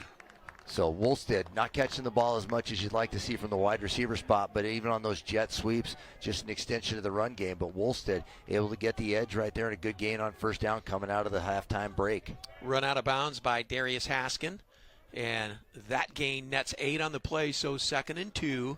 Opening drive, third quarter. And there's other little things that Northern has done to complement their flex bone offense. A lot with Wolstead, getting him the ball out on the edge, forcing this Rocky defense to cover the full 53 yards width of the football field. Wolstead again right there, but dropped behind the line of scrimmage. Jamar Turner. Yeah, Turner right there read that very, very well, set the edge, had contained right there. Wolstead not able to get outside of Turner. As you see him just coming from a safety spot, playing up on the line of scrimmage, takes on that block by Rex Williamson, defeats it, and gets Wolstead in the backfield. Samar out of Peoria, Arizona. So a loss on the play, back to the 12, 3rd and 8. The state of Arizona well represented not only in the conference, but on the field today. As you know, we've got a couple of folks, both wide receivers from Rocky Mountain College that are featured in their offense, both from Arizona, and Turner right there as well. Maroney looks to his right. Flag comes in. Now tries to get to the edge outside, and he's going to be hit by Tutty. Spins out of that tackle, stays on his feet over the 20. Now, it would be a first down, but hold on. There is a flag way back at the 5-yard line. Yeah, this one's thrown by the white hat today, Aaron Claunch. That happened right in front of him, so we'll get the final verdict on that penalty as everybody's kind of marching back. That's Cordes, who limped off earlier, getting called on the holding play right there. That's a good shot right there from the camera guys. Just reach, twist, and pull. That is illegal in football. You can't do that. And Maroney, great effort, nullified by the left tackle's holding penalty. So that'll bring up 3rd and 14, negates what would have been a first down. The lights open at quarterback with Ashton Platt. And Platt gave way to Kendall O'Neill after the first part of the season. And O'Neill went out today. And now Maroney's the third quarterback as he throws way outside. A great play by Haskin to break that one up, and that brings up 4th down. That's defensive for Rocky. That's Man, those corners for Rocky, they are so tough. Like trying to throw on Haskin and Trey Smith out there has really been it's been tough for everybody. Honestly, they've been so good. Yeah, I see both ones for Rocky Mountain College right there. This is Jonathan Goins playing corner for Rocky Mountain College.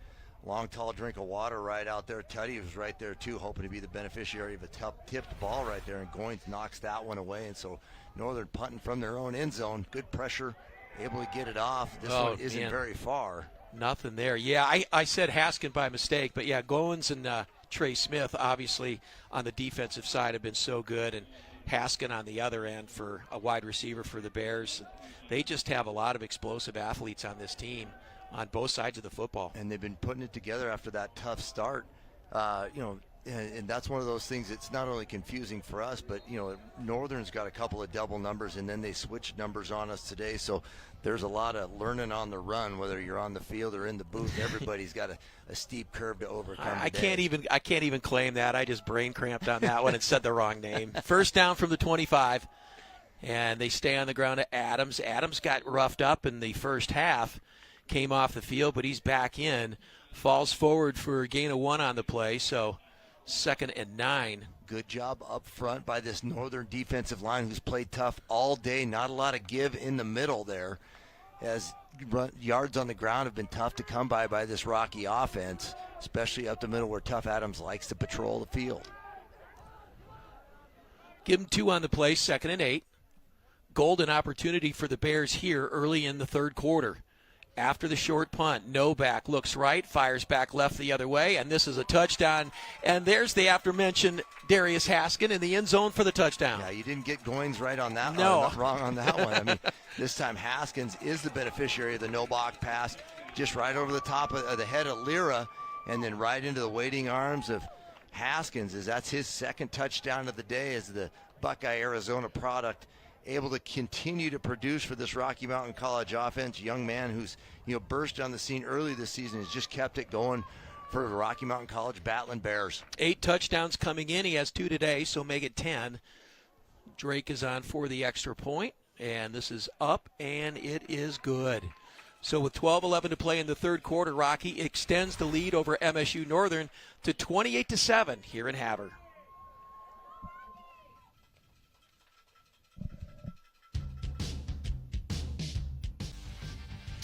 We'll recap this weekend's Frontier Conference action and set the stage for next weekend as well. This week in the Frontier Conference, coming up Thursday at 6:30 on SWX.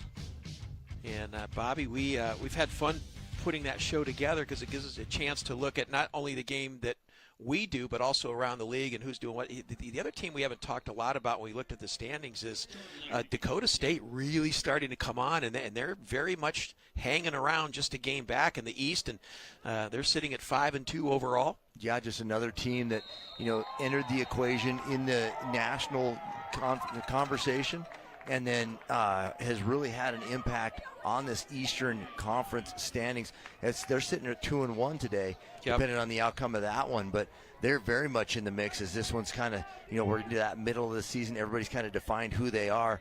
And so Dakota State, one of those teams we haven't seen a lot of, but I'll tell you what, they're being heard from at the national level and very much in the mix on the eastern side of this one. Well, and if this one holds and goes the way of Rocky Mountain College, it'll be 3 straight in the Eastern Division. Rocky will be tied for the top spot depending on what Montana Tech has today. And then, of course, the Ore Diggers come to Billings.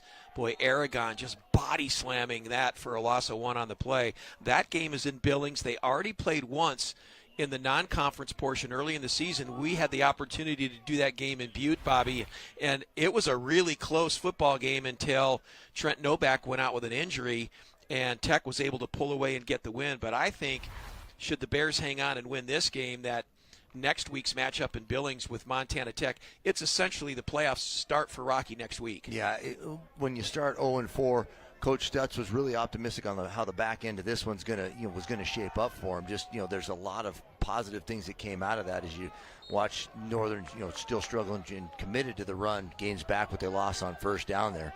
But you're exactly right. Rocky can ill afford, especially with those first 4 losses early in the season, to drop another one and still be talked about at the top end of the conference. And here again, the Lights just trying to establish a running game with Williams. Of course, in relief there, shifted him over into the backfield from what would normally be his wide receiver spot. Gain of 1, so just 3rd and 9 from the 26. Maroney feeling pressure off the corner, steps up inside of that, now runs for the sideline. And stretching, he's going to be very close to the first down mark. Yeah, he's got it. Out over the 35 to the 36. So Maroney not necessarily seeing things develop in the passing game the way you want, but able to be athlete enough. And he's going to put on some miles because they're telling him the play on the sideline. Then he has to jog into the middle of the field for the huddle, make the call. That's exhausting, especially after escaping with your life right there, able to move the chains, get another 3 downs of it. But sometimes as a quarterback, when they're calling those plays, your offensive coordinator, whoever's shouting in your ear, could, maybe help you come to the bottom of the numbers or something.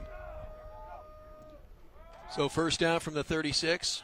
Maroney now fires it high and deep, and that is knocked away at the last minute.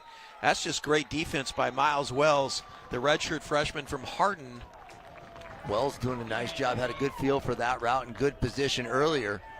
And then Wells able to knock that one away as, there's a little bit of extracurriculars going on in the stands as things are being shouted and whatnot. And you're not that far away from the families here. But Wells doing a nice job on that one. Looks like they might have got him for pass interference on that one regardless. But I can't say how impressed I've been with the young quarterback. What a nice surprise as we watch this offense. A little bit more of a passing focus. He's shown his ability to escape the initial rush and maybe create some plays with his feet and then keep his eyes downfield with that one. Penalty gives the Lights a first down from the 49 of Rocky. Under 10 minutes to play, third quarter. Maroney now pitches to Williams, and Williams is going to be hit behind the line of scrimmage. Great play by Mason Browning. And Browning with a loss on the play. Yeah, that's tough. You're running that speed option on the edge out of a modified shotgun position right there. You're a long way from the line of scrimmage, and then as a quarterback, you got to attack the end of that line of scrimmage, force that defensive end right there. Maroney pitches that one out, but the speed of this Rocky defense, as you see Mason Browning racing from his linebacker spot, just comes out, gets the initial hit, and then the defensive end on that side. A little help there, Braxton Fulton. Yeah, Fulton called his name a couple of times today. 2nd and 12. Maroney gets it away quickly. Locked up out there with Goins in single coverage and somehow comes down with a catch. What a fantastic catch there. Went up and fought for it, and Ahrens brings it down. Yeah, a lot of hand fighting going on in the end there, and Ahrens wins that battle as Goins is in good position.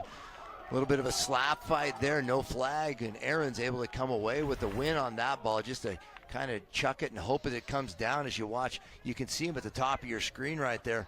Goins gets a little handsy in that one. Could have drawn a flag, no need, as Ahrens goes up, grabs that one, and puts this Northern offense in play inside the 25-yard line. Good looking drive here from the 23. First down, Williams slams it up in there over the right side, but boy, nothing doing. Met at the line of scrimmage for no gain, 2nd and 10. Yeah, nice job by this Rocky defensive front led by John Aragon, big number 8. You don't necessarily see a big guy wearing a single digit that much. That 8 gets swallowed up sometimes, but John Aragon holding his own up front there. Not a lot of room inside to run the ball, just downhill that time for Williams. So the Bears defense stiffens on that play. They give him 1 on the forward progress, so 2nd and 9 from the 22. Lights trailed by 3 touchdowns. Maroney with the pitch again, trying to get to the corner. Oh, nice job by Sean Tuddy, who comes up right at the 20-yard line and cuts it down for a quick 2-yard gain. Yeah, Tuddy from just scraping from his linebacker spot as that one was strung out to Woolstead, and not able to get the edge on that one as Rocky's defense. Good pursuit inside. Just gets inside out on that one, able to bring him down, and Tuddy from his linebacker spot playing a little bit more in being more of a factor in the passing game today as Northern's kind of opened the playbook up here with the new quarterback. All right, so big play here on 3rd and 6 from the 19. Maroney goes for Ahrens, who's all alone at the 15-yard line. Slammed out of bounds, but that's a first down. Little broken play back there by the Rocky secondary as Ahrens was all alone and has the easy first down catch. Yeah, that one, the ball took a long time in the air to get there, and Ahrens just reached down and plucked that one up just before it hit the turf. Able to catch that one and do a little something with it. Moves the change now. Not quite goal to goal as they sit on the 12-yard line, but this Northern offense has found a little bit of life in the passing game today, Chris. Good looking drive here. First down from the 12-yard line. They'll see if they can capitalize. Under 7 to play in the 3rd. Maroney looks right, got time, now gets flushed out, chased by Aragon, still moving and then shoved out of bounds.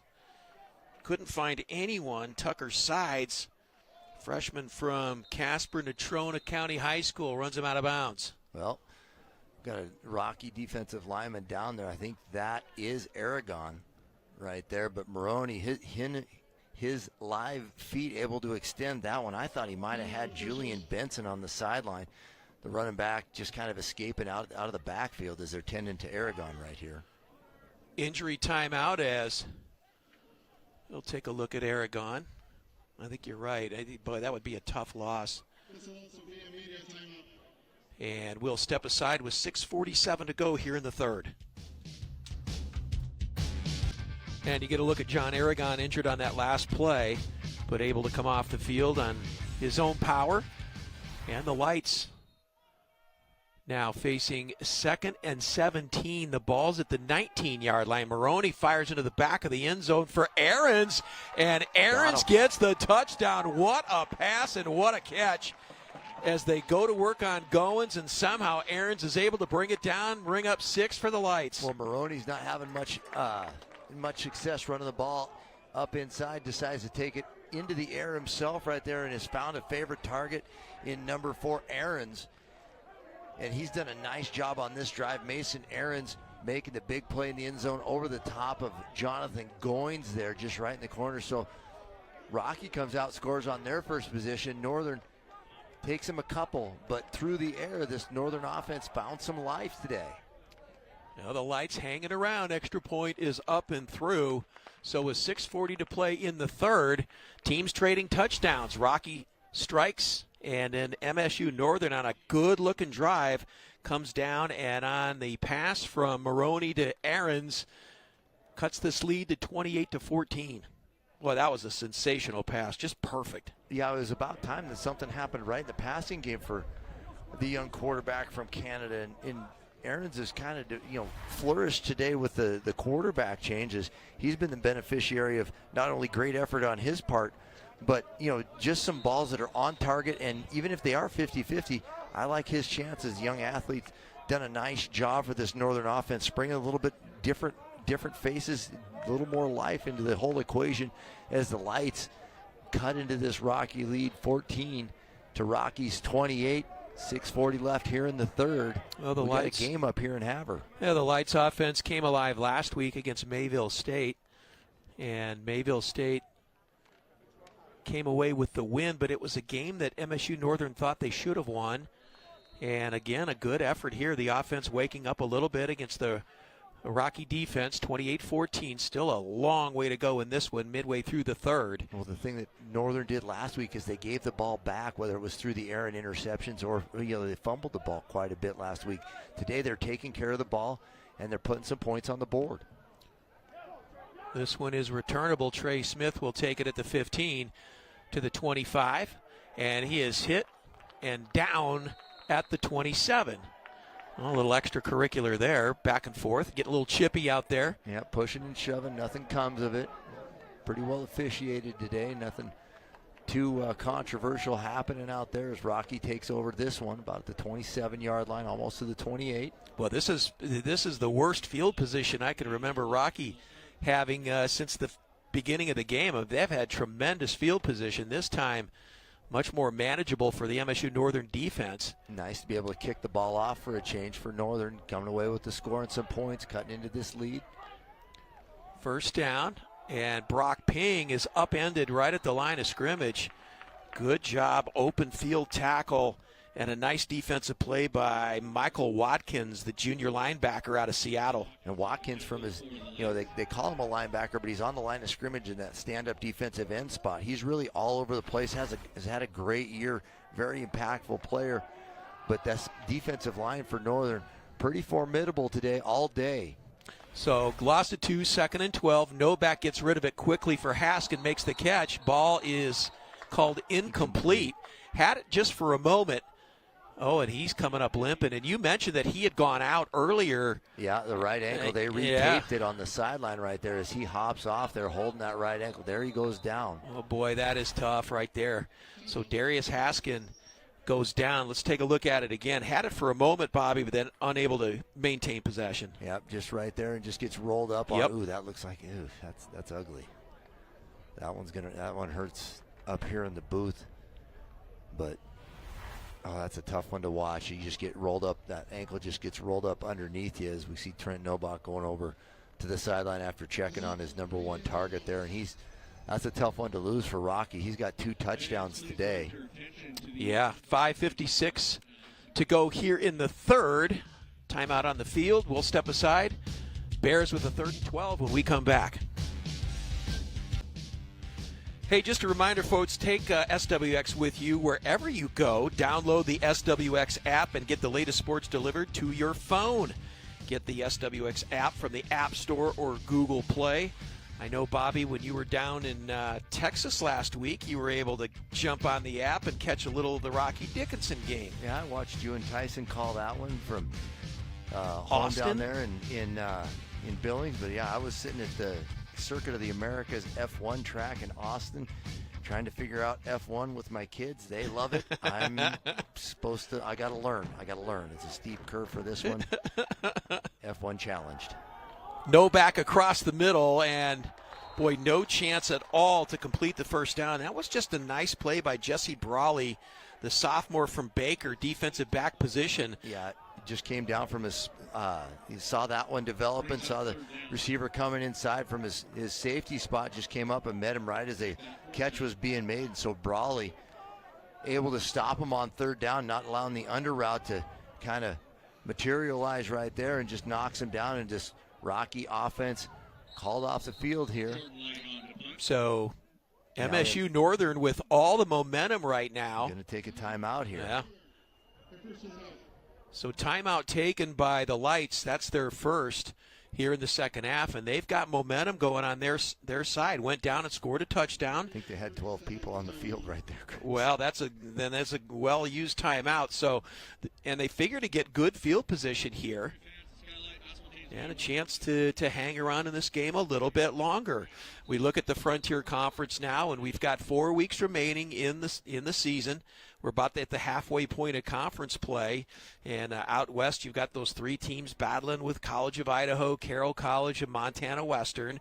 And over in the east you've got Rocky and Tech tied for the top spot. And then you've got Dakota State making a bit of a move. So much to be decided so far. And then, boy, you get into all kinds of scenarios as the season winds down.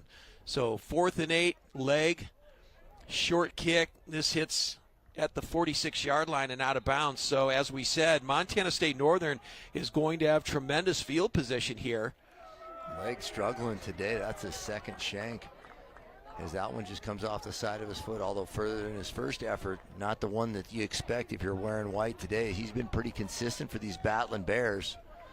And take a look at the Western Division standings. Carroll College, College of Idaho, and Eastern Oregon are all unbeaten. And the real surprise here is Montana Western, ranked 20th in the country. They fell 5 spots after their loss last week to the College of Idaho. Just 1-2 in conference, 4-3. Well, College of Idaho and Eastern Oregon are battling out today over at Eastern Oregon. Maroney breaking tackles, falls forward, ball comes loose. They're going to say he's down, though, at the 44-yard line. They'll make it the 45. And that will bring up 2nd and 2 after the 8-yard pickup. So Maroney really getting it done with his legs, throwing the ball well, too, but able to scramble around and pick up yardage when that pocket collapses. Able to find some offensive life right here as he's getting the play right there on the sideline. They fix him up and taking their time here as the clock runs under 10. They're going to go with the Wildcat set. So 2nd and 2 from the 45. Klein's going to throw this one to Sheldon, and Sheldon somehow makes the catch over Goins. And 3 flags come in. It would have been pass interference anyway. That was an easy one to call. Nobody expected Klein to throw the ball. He just flipped that one out, and the big receiver transfers in, makes a big catch over Goins right there. Freshman from Frenchtown is Sheldon, or junior rather, from Frenchtown, makes a sensational catch. Just a circus catch. There's been a couple of times where he's had to body people up, and Goins right there, as you watch, Klein just flips the ball out and just staying alive, able to catch this one. The guy who's had 9 catches the past couple of weeks comes up with a big one right there. And muffled snap. Maroney's going to sit down on it at the 34. So a 10-yard loss on the bad snap, and that's going to bring up 2nd and 20. Yeah, Braxton Fulton from his defensive end spot was right there to welcome him to the turf. But that's one of those things where things are going pretty good, and they have an errant snap right over the quarterback's head right there. So things were going pretty good, and now you dug yourself a hole in an offense that prior to today hasn't seen a lot of success through the air. That's changed today with the change of quarterback. Yeah, let's see if he tries to find Aarons again. He's looking that way. Now fires long and deep, and this one is knocked down. Kind of a high, wobbly throw, and Tuddy was able to get back and knock it down. Yeah, he had him open. He just underthrew that, allowed Tuddy and the Rocky defense to get back into position on that one. Boy, he had his wide receiver in the slot wide open right there. Nobody else was really in position to make a play. He had an open guy. Ball just comes out of his hands. And it is duck season out there. That one underthrown, and Tuddy able to make a play on the wounded duck that floated harmlessly to the turf. Wolstead cramping up a little bit. The intended receiver, he's out. So 3rd and 20 from the 34. Maroney goes right back to Aarons. They try to pick on Goins again, and that time good defensive play by Jonathan Goins as he knocks it down, and that sets up 4th and 20. Well, Aarons was behind Goins again. Yeah, he was. And that one again underthrown, and so 4th and a long one right there. As you see, Goins just comes right back into position, almost makes a play on that one. Had to wait for it a little bit, and Goins able to get back and knock it down. So now you're in that tough situation, down by 2 scores. They're going to go on 4th and 20 from the 34. Maroney fires out here to the left. That's going to be a short gain, and ball comes loose. Well, either way, Rocky's going to get Rocky's there well short of the down marker. Is regardless of if he fumbled it to the ground, caused it, it's going to go back over to the Rocky offense here. Benson was the one that made the catch, but interesting call because it was 4th and 20, and they threw the ball to where there was really no chance to get a first down. I half expected somebody else coming the other way and flip it to him. But yeah. Benson makes a nice catch, and the ball comes out late on that one, and the officials are still sitting there trying to decide whether the ground caused it or if that was a fumble.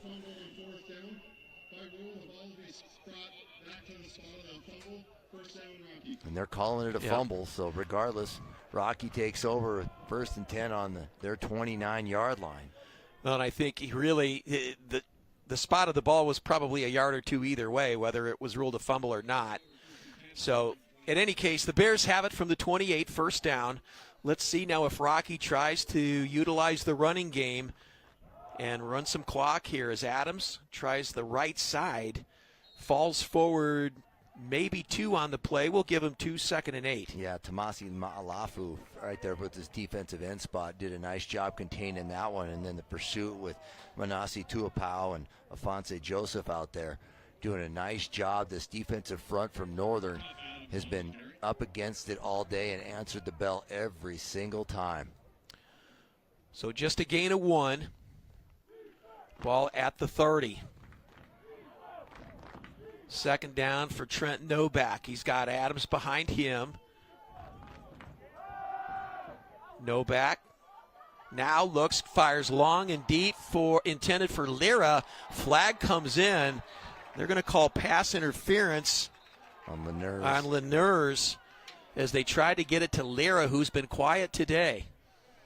Well, that one, Lira did get behind him, and Novak had pressure, stepped up in the pocket, just threw it downfield, had to come back for that ball, and Laniers just kind of in no man's land.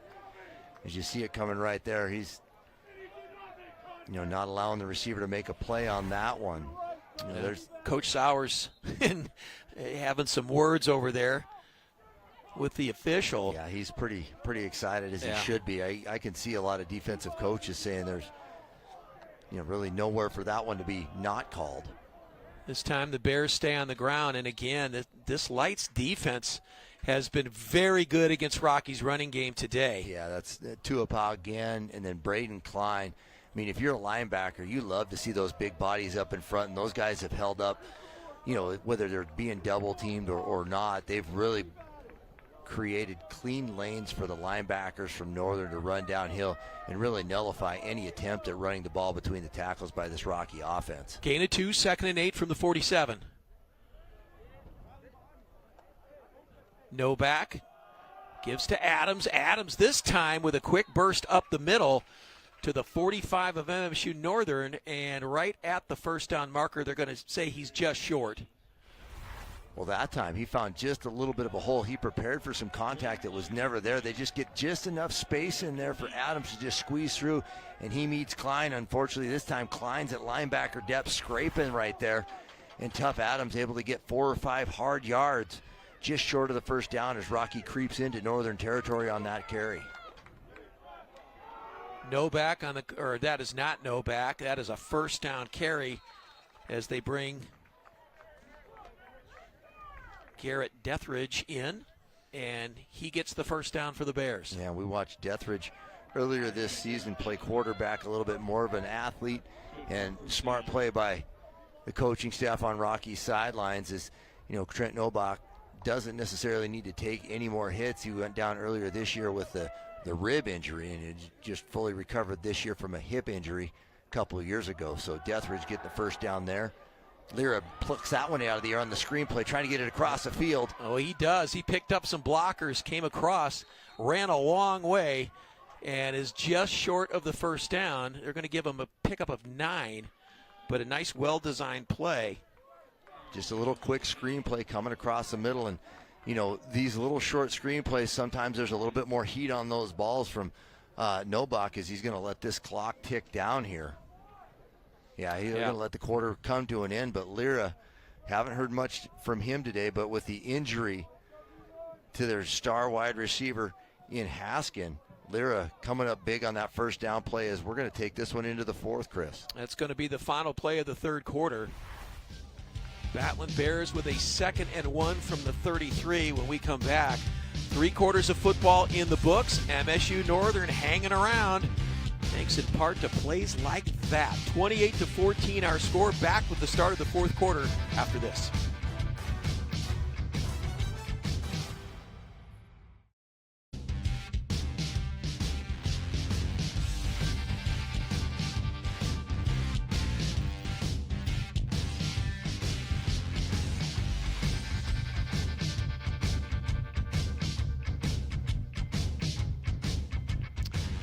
All right, start of the fourth quarter, 2nd and 1 for the Bears from the 33 of MSU-Northern. No back. Quick hitter, incomplete. Just kind of lost the ball, tried to get it to Lyra. In case you're joining us, some of the storylines in this game, we saw Darius Haskin go out with an ankle injury, their leading receiver, so he is not playing right now. Deathridge will come back in now at quarterback on 3rd and 1. Well, that one, Novak had a couple of guys to go to, just short-armed the ball, threw it right into the dirt as Deathridge takes this one. And he picks his way through, gets it to the 30-yard line. Nice job of showing patience there. Waited for something to open, slid up in there, got it to the 30. So first down, fresh set of downs, and no back will come back on. You watch Deathridge, just finding his way, picking his way right in there, wanting to get outside, comes back inside. Offensive line doing just enough to move the sticks here as Deathridge knows his role right there, just ducks his head, pushes it forward. Ball sits on the 30 as Rocky gets a new set of downs here, driving on this drive. No back on the slant pattern, caught at the 20. And do they give it to him? Yes, they do. Dylan Flatt making a nice play right there. Ball's thrown low, able to grab that one. Comes up about 8 yards on that play, so Rocky not necessarily bailing out completely on the run, doing a little different route with Deathridge at quarterback.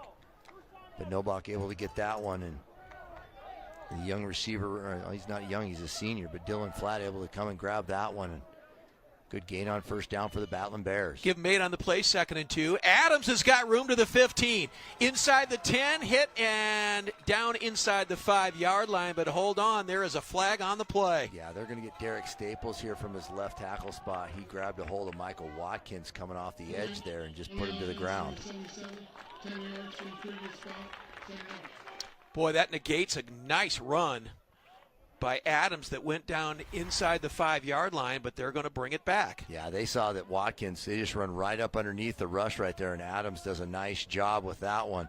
Unfortunately, on that one, Derek Staples grabbed a hold of Watkins and threw him right down to the ground. Easy one to call right there for the umpire. It happened right in front of him.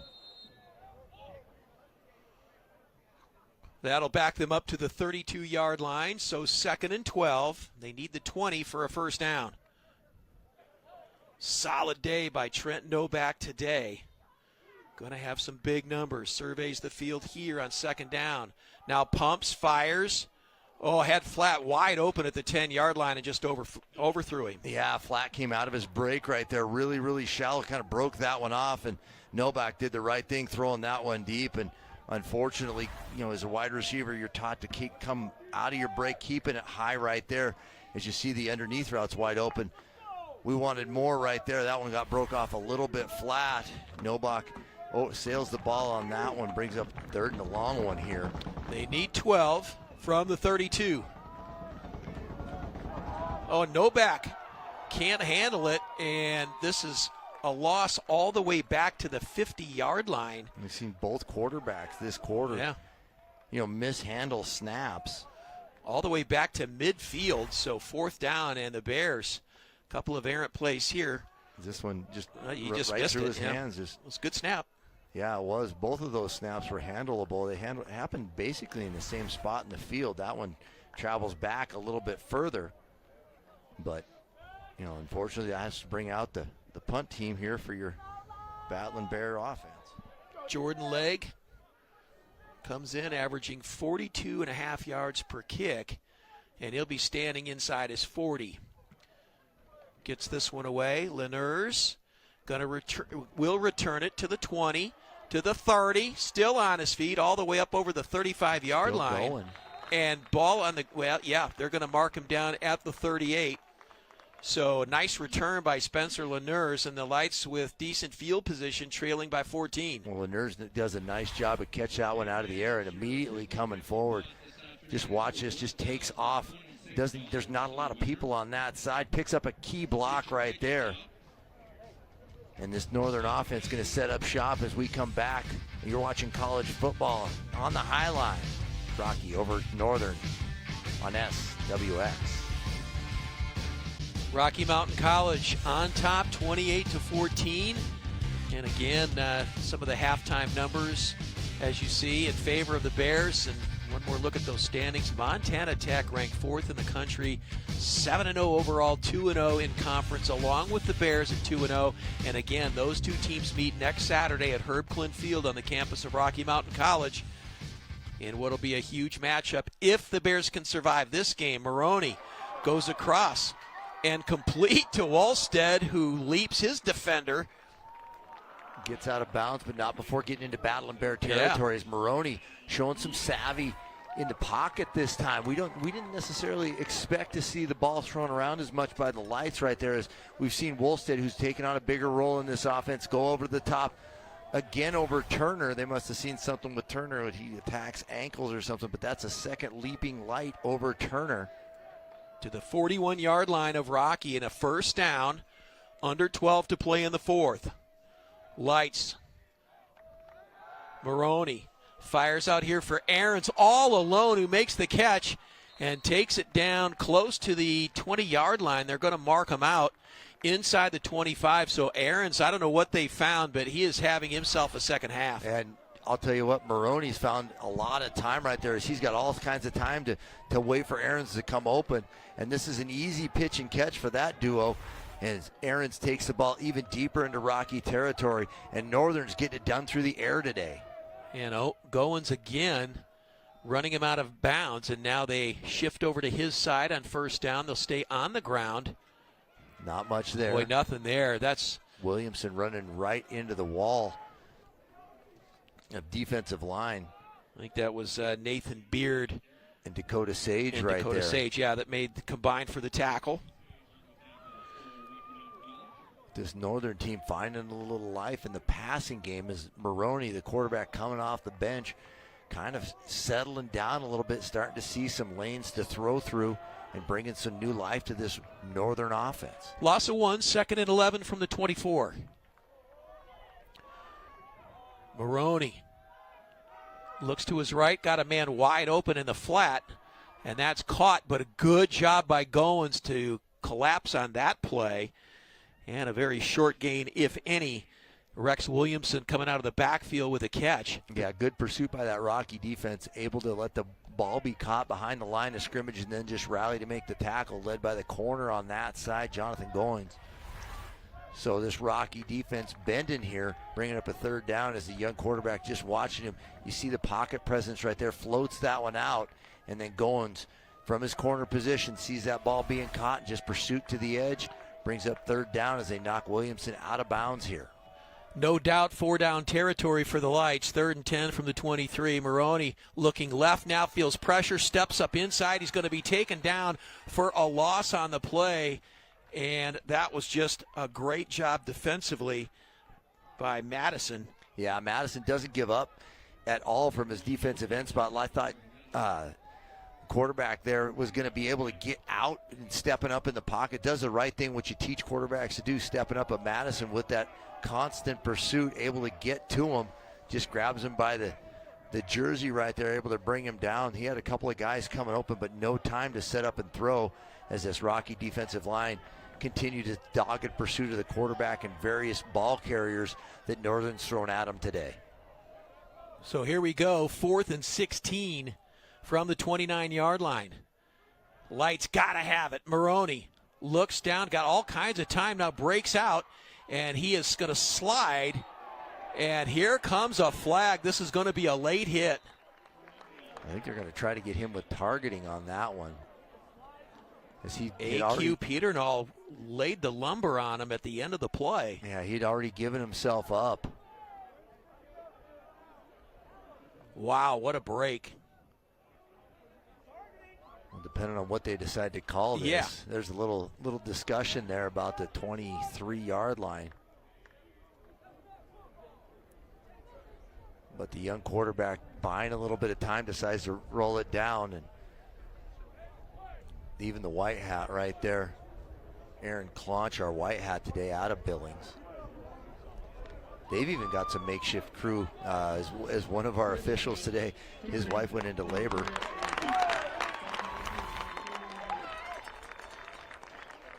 Yeah, so he steps up in the pocket right there, coming down, and you see the whole thing just kind of happen right there. He'd given himself up, and so, I don't want to. We saw the fumble not get called earlier right there. This one's going to be, we'll see what images they have to make this call as they jog down to the replay tent. Let's take one more look at it, Bobby. Sure looked from that last look like he's leading with the crown of the helmet. Would you? Well, he makes contact with the shoulder right there, but it's more about where he made contact. The quarterback had already given himself up, so I don't want to try to get in the head of the officials, but that just looked like an old school football play right there. I don't think that he was trying to do any more damage than stop him, and sometimes as a defensive back, there's not a lot of time to make those executive decisions that we can all do on slow-mo instant replay. So, the old adage is it's a bang, bang play. And as you see him, well, the key here is he gives himself up, and it looks like it's shoulder to shoulder. The impact is a lot more, exciting because the ground got involved right there. But, you don't want to take the entire violence out of the game right there. And I don't know. You hate to second guess, guys that are just playing tough football right there. But that just looked like a good football play to me. It didn't look like he was trying to, spear him with his helmet or anything like that. It looked like it was a shoulder-to-shoulder contact. Either way, it was 4th and 16. Yeah. Either way, the Lights are going to get a first down out of this, right? Yeah, and they're going to extend the drive. It's still 9 minutes to go here in the 4th. So the question becomes, is it targeting or is it a late hit? Either way, Lights are going to come out of this with good field position deep in Rocky territory. Well, those guys are bent over in the tent, doing the same thing everybody at home is, just trying to watch your video. And as I was alluding to earlier, this crew, the crew is not necessarily, they're down a guy or two on the officiating crew, so it's not the same crew that always happens. One of the crew members, and we want to wish them the best, they had one of the crew members had a child last night, and so they're down a guy tonight. So next man up too, as we get to.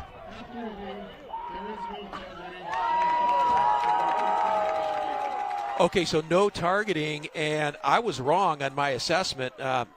They're waving it off. It's Rocky football. Yeah, well, it depends on what was called there. If it was how it was going to be interpreted right there. So it isn't a targeting call, which was what was the flag was thrown for, and it was determined that it wasn't. Okay. So there was a no call. Ball goes over to Rocky on downs. I thought it mistakenly so. So did he. He thought it. Yeah, I thought it was as well. I thought because he had given himself up and slid that there would have at least been the penalty for the hit at the end of the play. That's where I was going with it. Yeah, absolutely not the case. It was strictly for targeting. They wave it off. Rocky football. So the Bears take it over take over on downs. Brock Ping stays on his feet up over the 30 to the 31. It's a great job by Ping, keeping his feet going, running with good pad level. Initial contact doesn't bring him down. That's why on defense, defensive coaches always harp on that wrap up. He just bounces off that initial play. As you see him ducking up inside, good contact initially right there, but Ping bounces off one, kind of a Northern's defense, kind of its own worst victim right there, as those defensive linemen knocking off tacklers. Yeah, Klein had him and wrapped up, and somehow Ping was able to avoid that. Spins forward, picks up 7 on the play, so 2nd and 3, 8.5 to go, 4th quarter. Bears content to stay on the ground, and another nice run, first down gain up over the 35. as Ping now in this offensive line will go to work, try to use this clock, and run out the fourth quarter. Yeah, Ping, the beneficiary of a offensive line that's starting to gain a little foothold in the running game, able to cut that one back up inside. Just a quick little zone play, cuts it back. And this Northern defensive line that's been out on the field a lot this second half is, you see big number 95, Manasseh Tuapau. He's got very little jersey left, as that one was stretched pretty thin to begin with, and there's a bunch of gaping holes all over on that one. Well, he's a big dude. You had a lot of jersey. That's a large human. 36-yard line, and Ping somehow avoids the sack behind the line of scrimmage. Looked like he was going to be wrapped up well behind the line of scrimmage, but gets away, gets to the corner, up over the 40 to the 42. Eludes Alphonse Joseph in the backfield there. Good job by him. Joseph gets a hand on him, but nothing else, as Ping was able to take that carry. Gets about 6 on that one. We got timeout on the field here. I'm looking, Chris. I don't see. I think it was an officials. Flag, yeah. It was an officials timeout. Something happened over there. It looks like we're back underway here. I don't exactly know what happened on that one. Looking to you for a little clarification. I wish I had some, but yeah, like you said, no flag on the play. Clock is now running, and the play clock is inside of 10 seconds. So Novak's going to have to get the snap, which he does. Adams. Oh, Adams one tackle away from breaking off a big one. Still a nice gain. Klein on the tackle. And Braden Klein's going to have big numbers in this game for tackles at the end of the day. He's going to have a passing yard. He's got rushing yards. He's going to have multiple tackles right there. This Rocky offensive line starting to gain a little traction, getting some work on those bodies up front, as Braden Klein just has to scrape on that one. But Tough Adams getting some good hard yards, and they give him the first down on that one, as Rockies doing a majority of their work on this drive on the ground with both Ping and Tough Adams. First down from the 46. Adams getting help from his offensive line. Pushed him forward all the way to the 45 of MSU-Northern. Gain of 8 on the play, 2nd and 2. Yeah, Braden Klein grabbed him about 3 yards downfield, and then Tough Adams drug him an extra 4 yards, 5 yards there. They're going to give him 8.5 on that one. As you see him coming right into your screen, Klein underneath that one, and then Tough Adams does a lot of work on his own right there, as the rest of the Northern defense comes in to try to wrap him up, but not before a good gain on first down on the ground.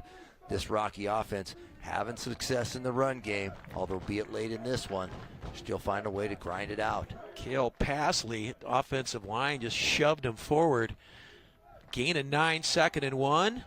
Adams bounces to the outside, has just enough for the first down. Well, they're going to mark. No, they're going to mark him short, about a half a yard short. He needs the 44, and just shy of that. So this will bring up third down. And clock continues to run as Rockies really satisfied, just kind of holding on to this one, ready to keep the ball on the ground and grind this one out, get away with a victory that's been hard to come by up here from the Battle and Bears perspective up in Northern. Tough place to come and earn a victory. Bears doing a nice job just running out the fourth quarter here with some good hard running. And they're going to let this take a timeout. Yeah, take a timeout. Well done. So they run the play clock all the way down, burn a timeout. Under 5 to go now, 4:57. Looking at the MSU-Northern sideline and just looking at the body language, and it's and Ethan Maroney and Aaron's talking and giving each other a high five and a hug. They've got something going. We'll step aside. 4:57 to go in this one. Rocky with a 3rd and 1 when we come back. 4:57 to go in this one.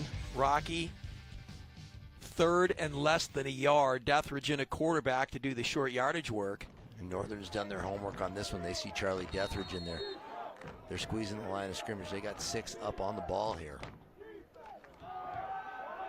He gets to the corner. Yes, he does. First down gain. Not the fastest guy on the field, but I tell you what, he got to the edge, and that's all he needed.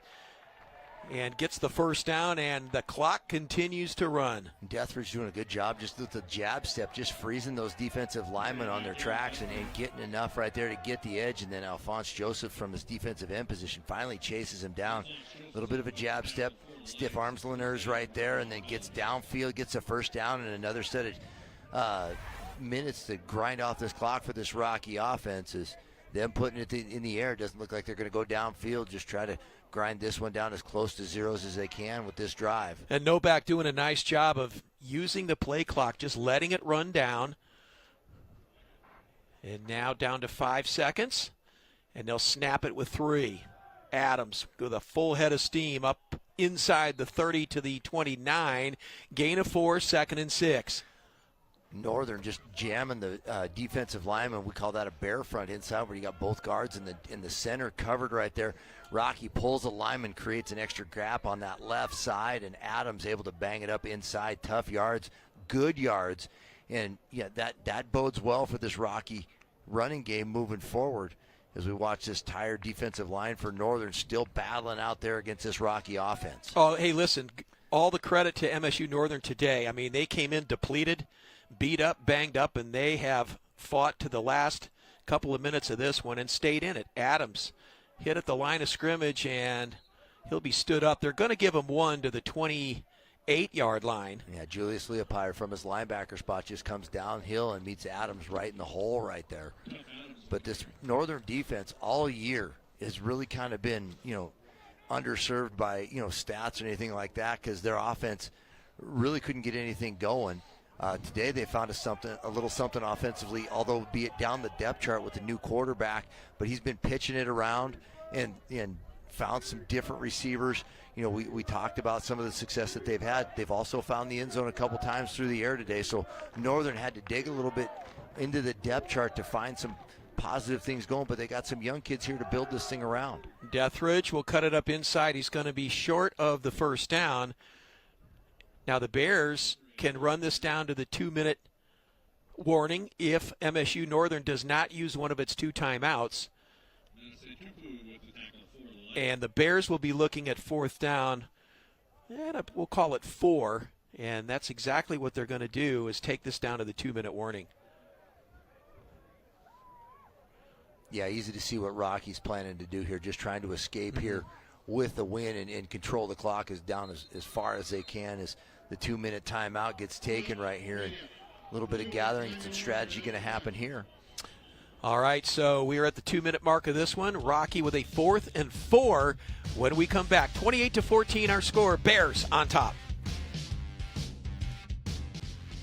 After today, the Battling Bears, 3 games left in the regular season, and there is that huge matchup looming ahead next Saturday as they welcome in number 4 Montana Tech.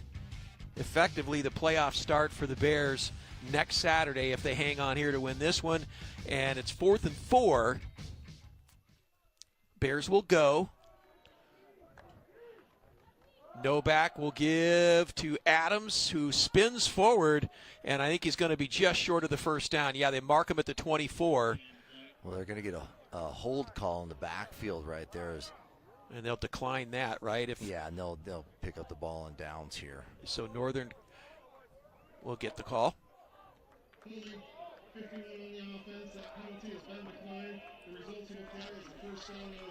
So a minute 53 remaining, and MSU Northern gets the ball on downs, and the Lights with trailing by a couple of touchdowns have been game this afternoon. They have kept themselves in this game since the opening quarter. Went up 7-0, and then saw Rocky score 21 unanswered. A couple of guys that may not have been on the depth chart when we did our first game up here in August, early September, kind of found their way onto the field today and had a great game for these guys at Dickinson State next week. That'll be an interesting one as both those teams trying to find an identity. Dickinson State, was ranked early on and trying to recoup their season as Northern's trying to figure out who's going to play for them week to week. Maroney lets this one fly. Intended for Sheldon. Flag comes in, and this is going to be pass interference against the Bears. James Mozon back there. Yeah, can't believe it. Wolstead was back there trying to find a way to get back to the ball. And that's just as good as a completion right there. Oh, yeah.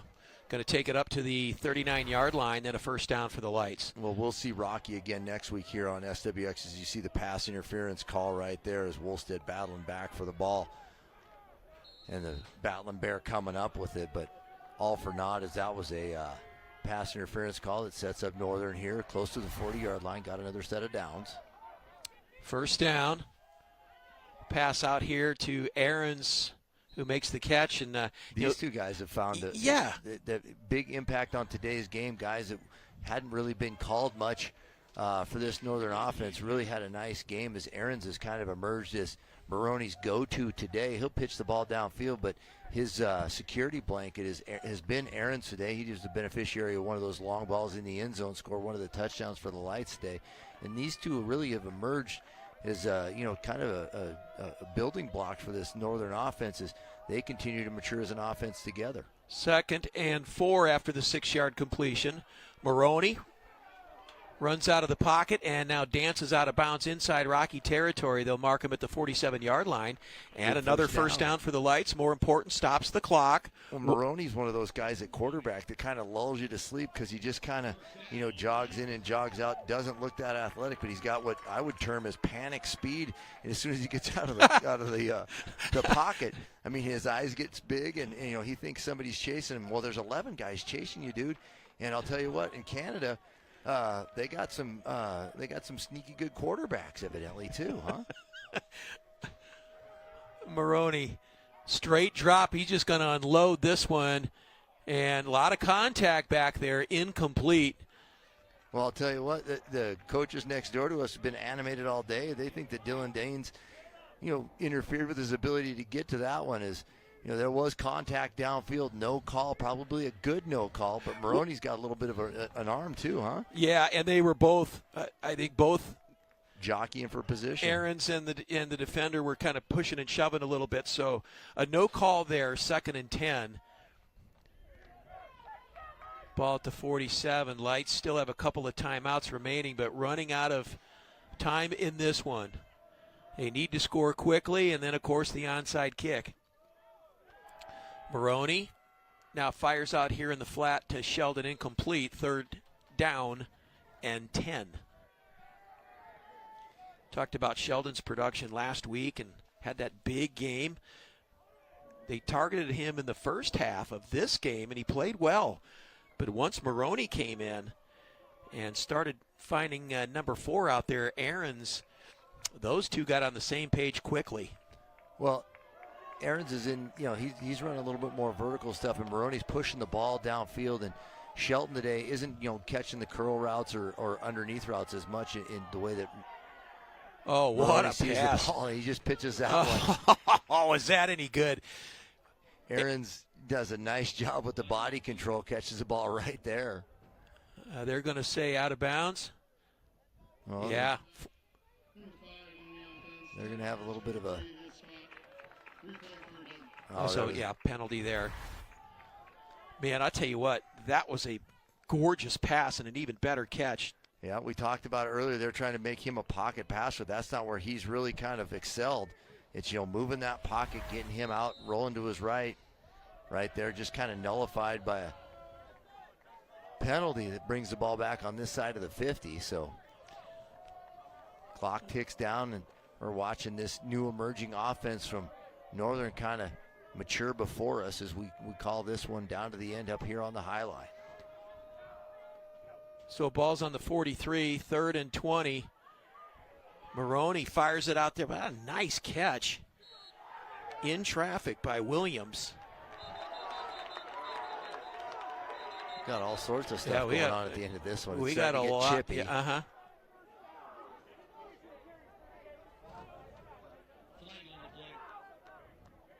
Flag on the play. It's going to be 4th down, signaled by the line judge here.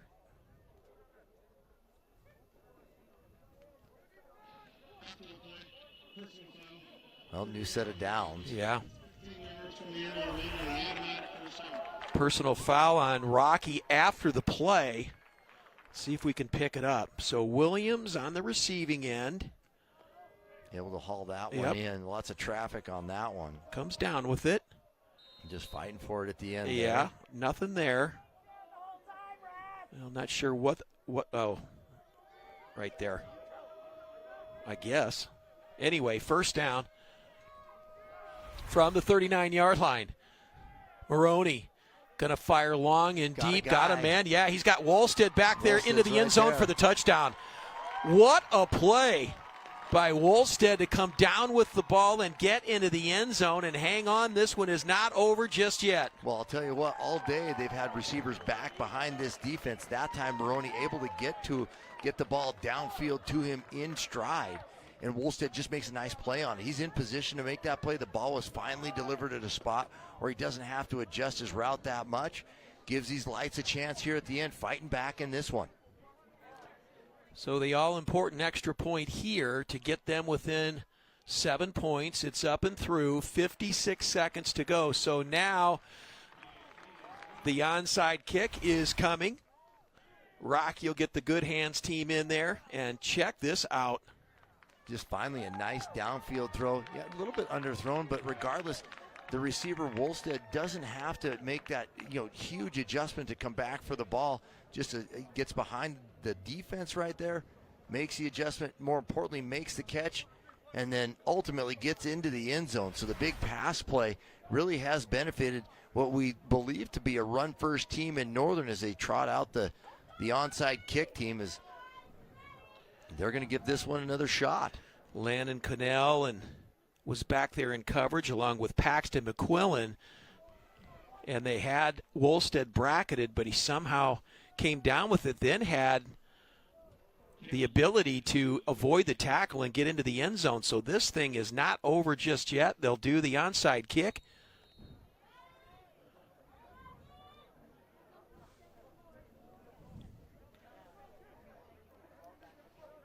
Litzinger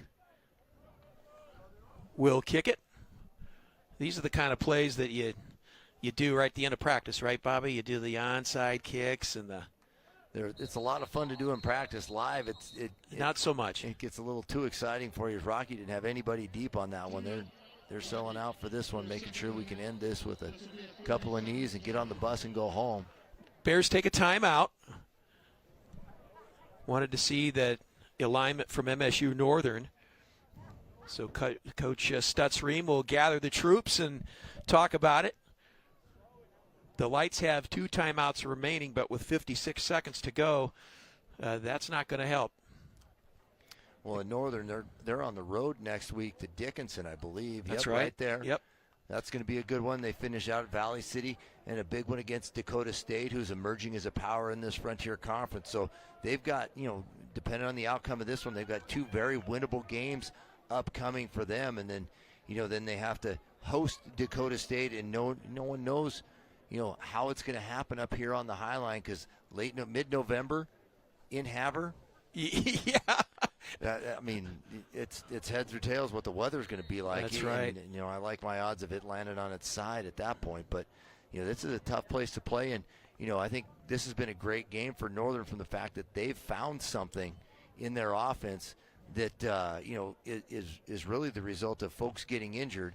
And you'll notice that the kicker is also wearing the same number as our current quarterback. There we go. So Litzinger always going to kick this one down to the open area. Gets a good bounce for Lira. Great job by Eric Lira, though. I see what the idea, right? Yep, to kick it beyond the Rocky defenders and then just a race to recover the ball. Yep, just give it a little bit of a pooch over the coverage, and that one took a good Rocky bounce right into the hands of the senior wide receiver from Arizona right there. And Rocky's going to be able to kneel this one out as Northern's they've got 2 timeouts. Rocky's got the 1, so they got a couple of options here. Got to get the timeouts immediately, but I think they're just going to run out of time before this one's going to escape them. But Rocky's got a big one next week in Billings as Tech comes to town. Tech hosting Mayville State today.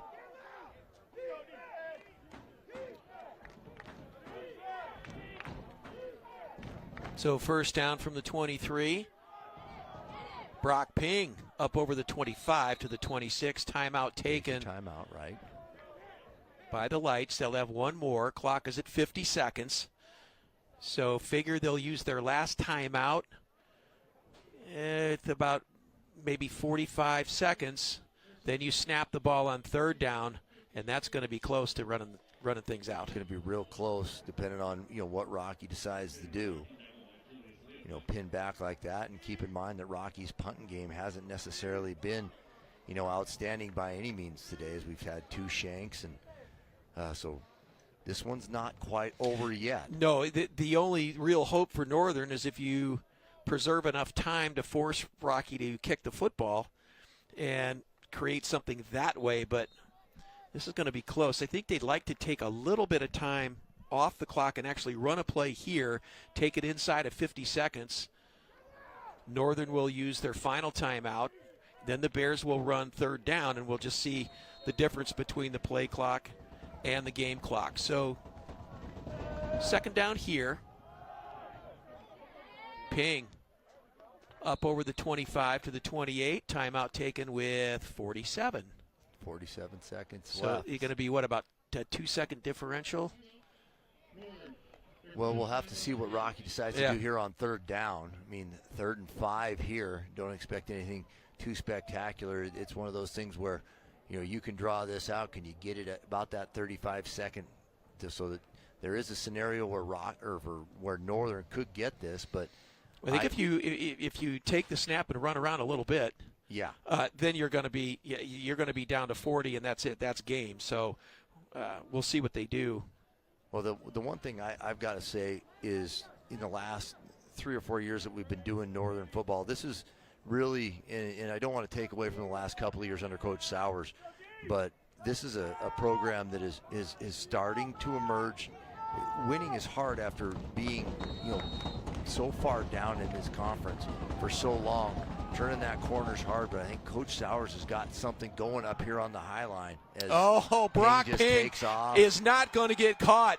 Ping is at the 30. He's at the 20. He's at the 10. 5 touchdown Rocky Mountain College. No flag. No flag, and Brock Ping puts a big old exclamation point on a Battling Bears win in Northern. That's one of those things that you got to guard against. Everybody up there gearing against the run. Brock Ping has that close down speed where he can shut everything down. As you'll see the relief on Coach Stetstream's face right there. The big guy can take a big sigh of relief as he takes a seat on the bench. Last time I was doing a Rocky game, Coach Stetz was a little angry at me because he thought we were taking too many timeouts, and you're lucky that I was here because he knows me better. So he was all of his ire was directed at me. So I mean, you're still in his good graces as they're able to close this one out here. Well, Ping is an outstanding sprinter as well. And so you knew the minute he got through that line, there was no way he was going to be caught. And Brock Ping, and that's when you commit all 11 to stopping the run and you pop your way through there. Yeah, he's put on a little pounds since he ran under 11 seconds to win the State A title while he was at Billings Central. But regardless, once he gets into the secondary, there may be 1 or 2 people in this conference that could catch him, but if your hips are turned the opposite way he's gone. So 35-21. Well, Ping shuts this one down. We get a good look at that young man. The Rocky running game able to put this one away for him today, and that's one of those things that Coach Stutz talked about earlier this week, trying to establish the run. Northern was game for that challenge early on, just too much too late here. Is Rocky Mountain College able to close this one out here on the high line, and not enough time left for Northern to mount a comeback as we're under 35 seconds as he puts his leg into this one. Bears will win their 3rd straight game, all in the Eastern Division, so they'll go to 3-0, and they will face Montana Tech next week. Montana Tech hosting Mayville State, and if the Diggers win over at Bob Green Field this afternoon, then you got the battle for first place at 3-0. And, of course, for Tech being unbeaten on the year, no one wants to take a loss, but for Rocky, effectively the playoffs start for Rocky Mountain College November 1st. Yeah, Montana Tech. Yeah, Tech coming to town. We saw that one play out in Butte. Tech's going to have a ton of fans at Battling Bear Stadium next weekend at Herb Clint Field, and it'll be a fun one. That, like you say, that playoff type atmosphere as they close out their season over the next 3 weeks. And it's nice to have some meaningful games, and they'll be geared up and ready to roll for that one in Billings. So Maroney and company with under 30 to go, and this one is almost intercepted. Yeah, that's another underthrown ball down the seam. Is that one intended again for his favorite target, Aarons? Brisbane Ryder drop back there, linebacker. Brisbane, the son of Ted Ryder, the former Battling Bear, and his dad played on those Rocky teams that won back-to-back Frontier Conference championships. Another Frontier legacy here. Yes, he is. Ted Ryder, what a player. Or number 5 back in the day. Maroney going to keep it and now go out of bounds. Get another play. Now, it's one of those things you can do all the reps in practice you want, but until you're under live fire in a game, those game reps are so important. As we watch Maroney getting another couple of reps here for this Lights offense. Ted lives here in Havre. Works for the U.S. Border Patrol. I passed the Border Patrol station this morning on the way to the stadium. Yes, we did.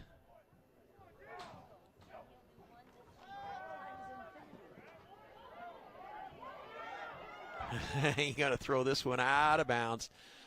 Smart play by the young quarterback, realizing that he'd run out of time, did the smart thing and pulled that one down as Rocky's dropping everybody in coverage. It brings up 4th down on this one for the Lights offense. 4th and 3 from the 27. So the Bears go to 3 and 4 overall. Northern drops to 1 and 7. But, man, a much improved unit. You know, and I know that fans get impatient. They want to win now.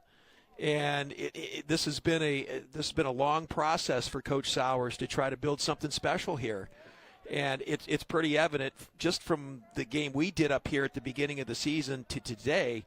A lot of improvement on this team. Oh, and they've had to use a lot of kids, right? I mean, yeah. We talked about, going through the roster almost person by person today to see who was going to suit up and what number they were going to wear and who's the double numbers.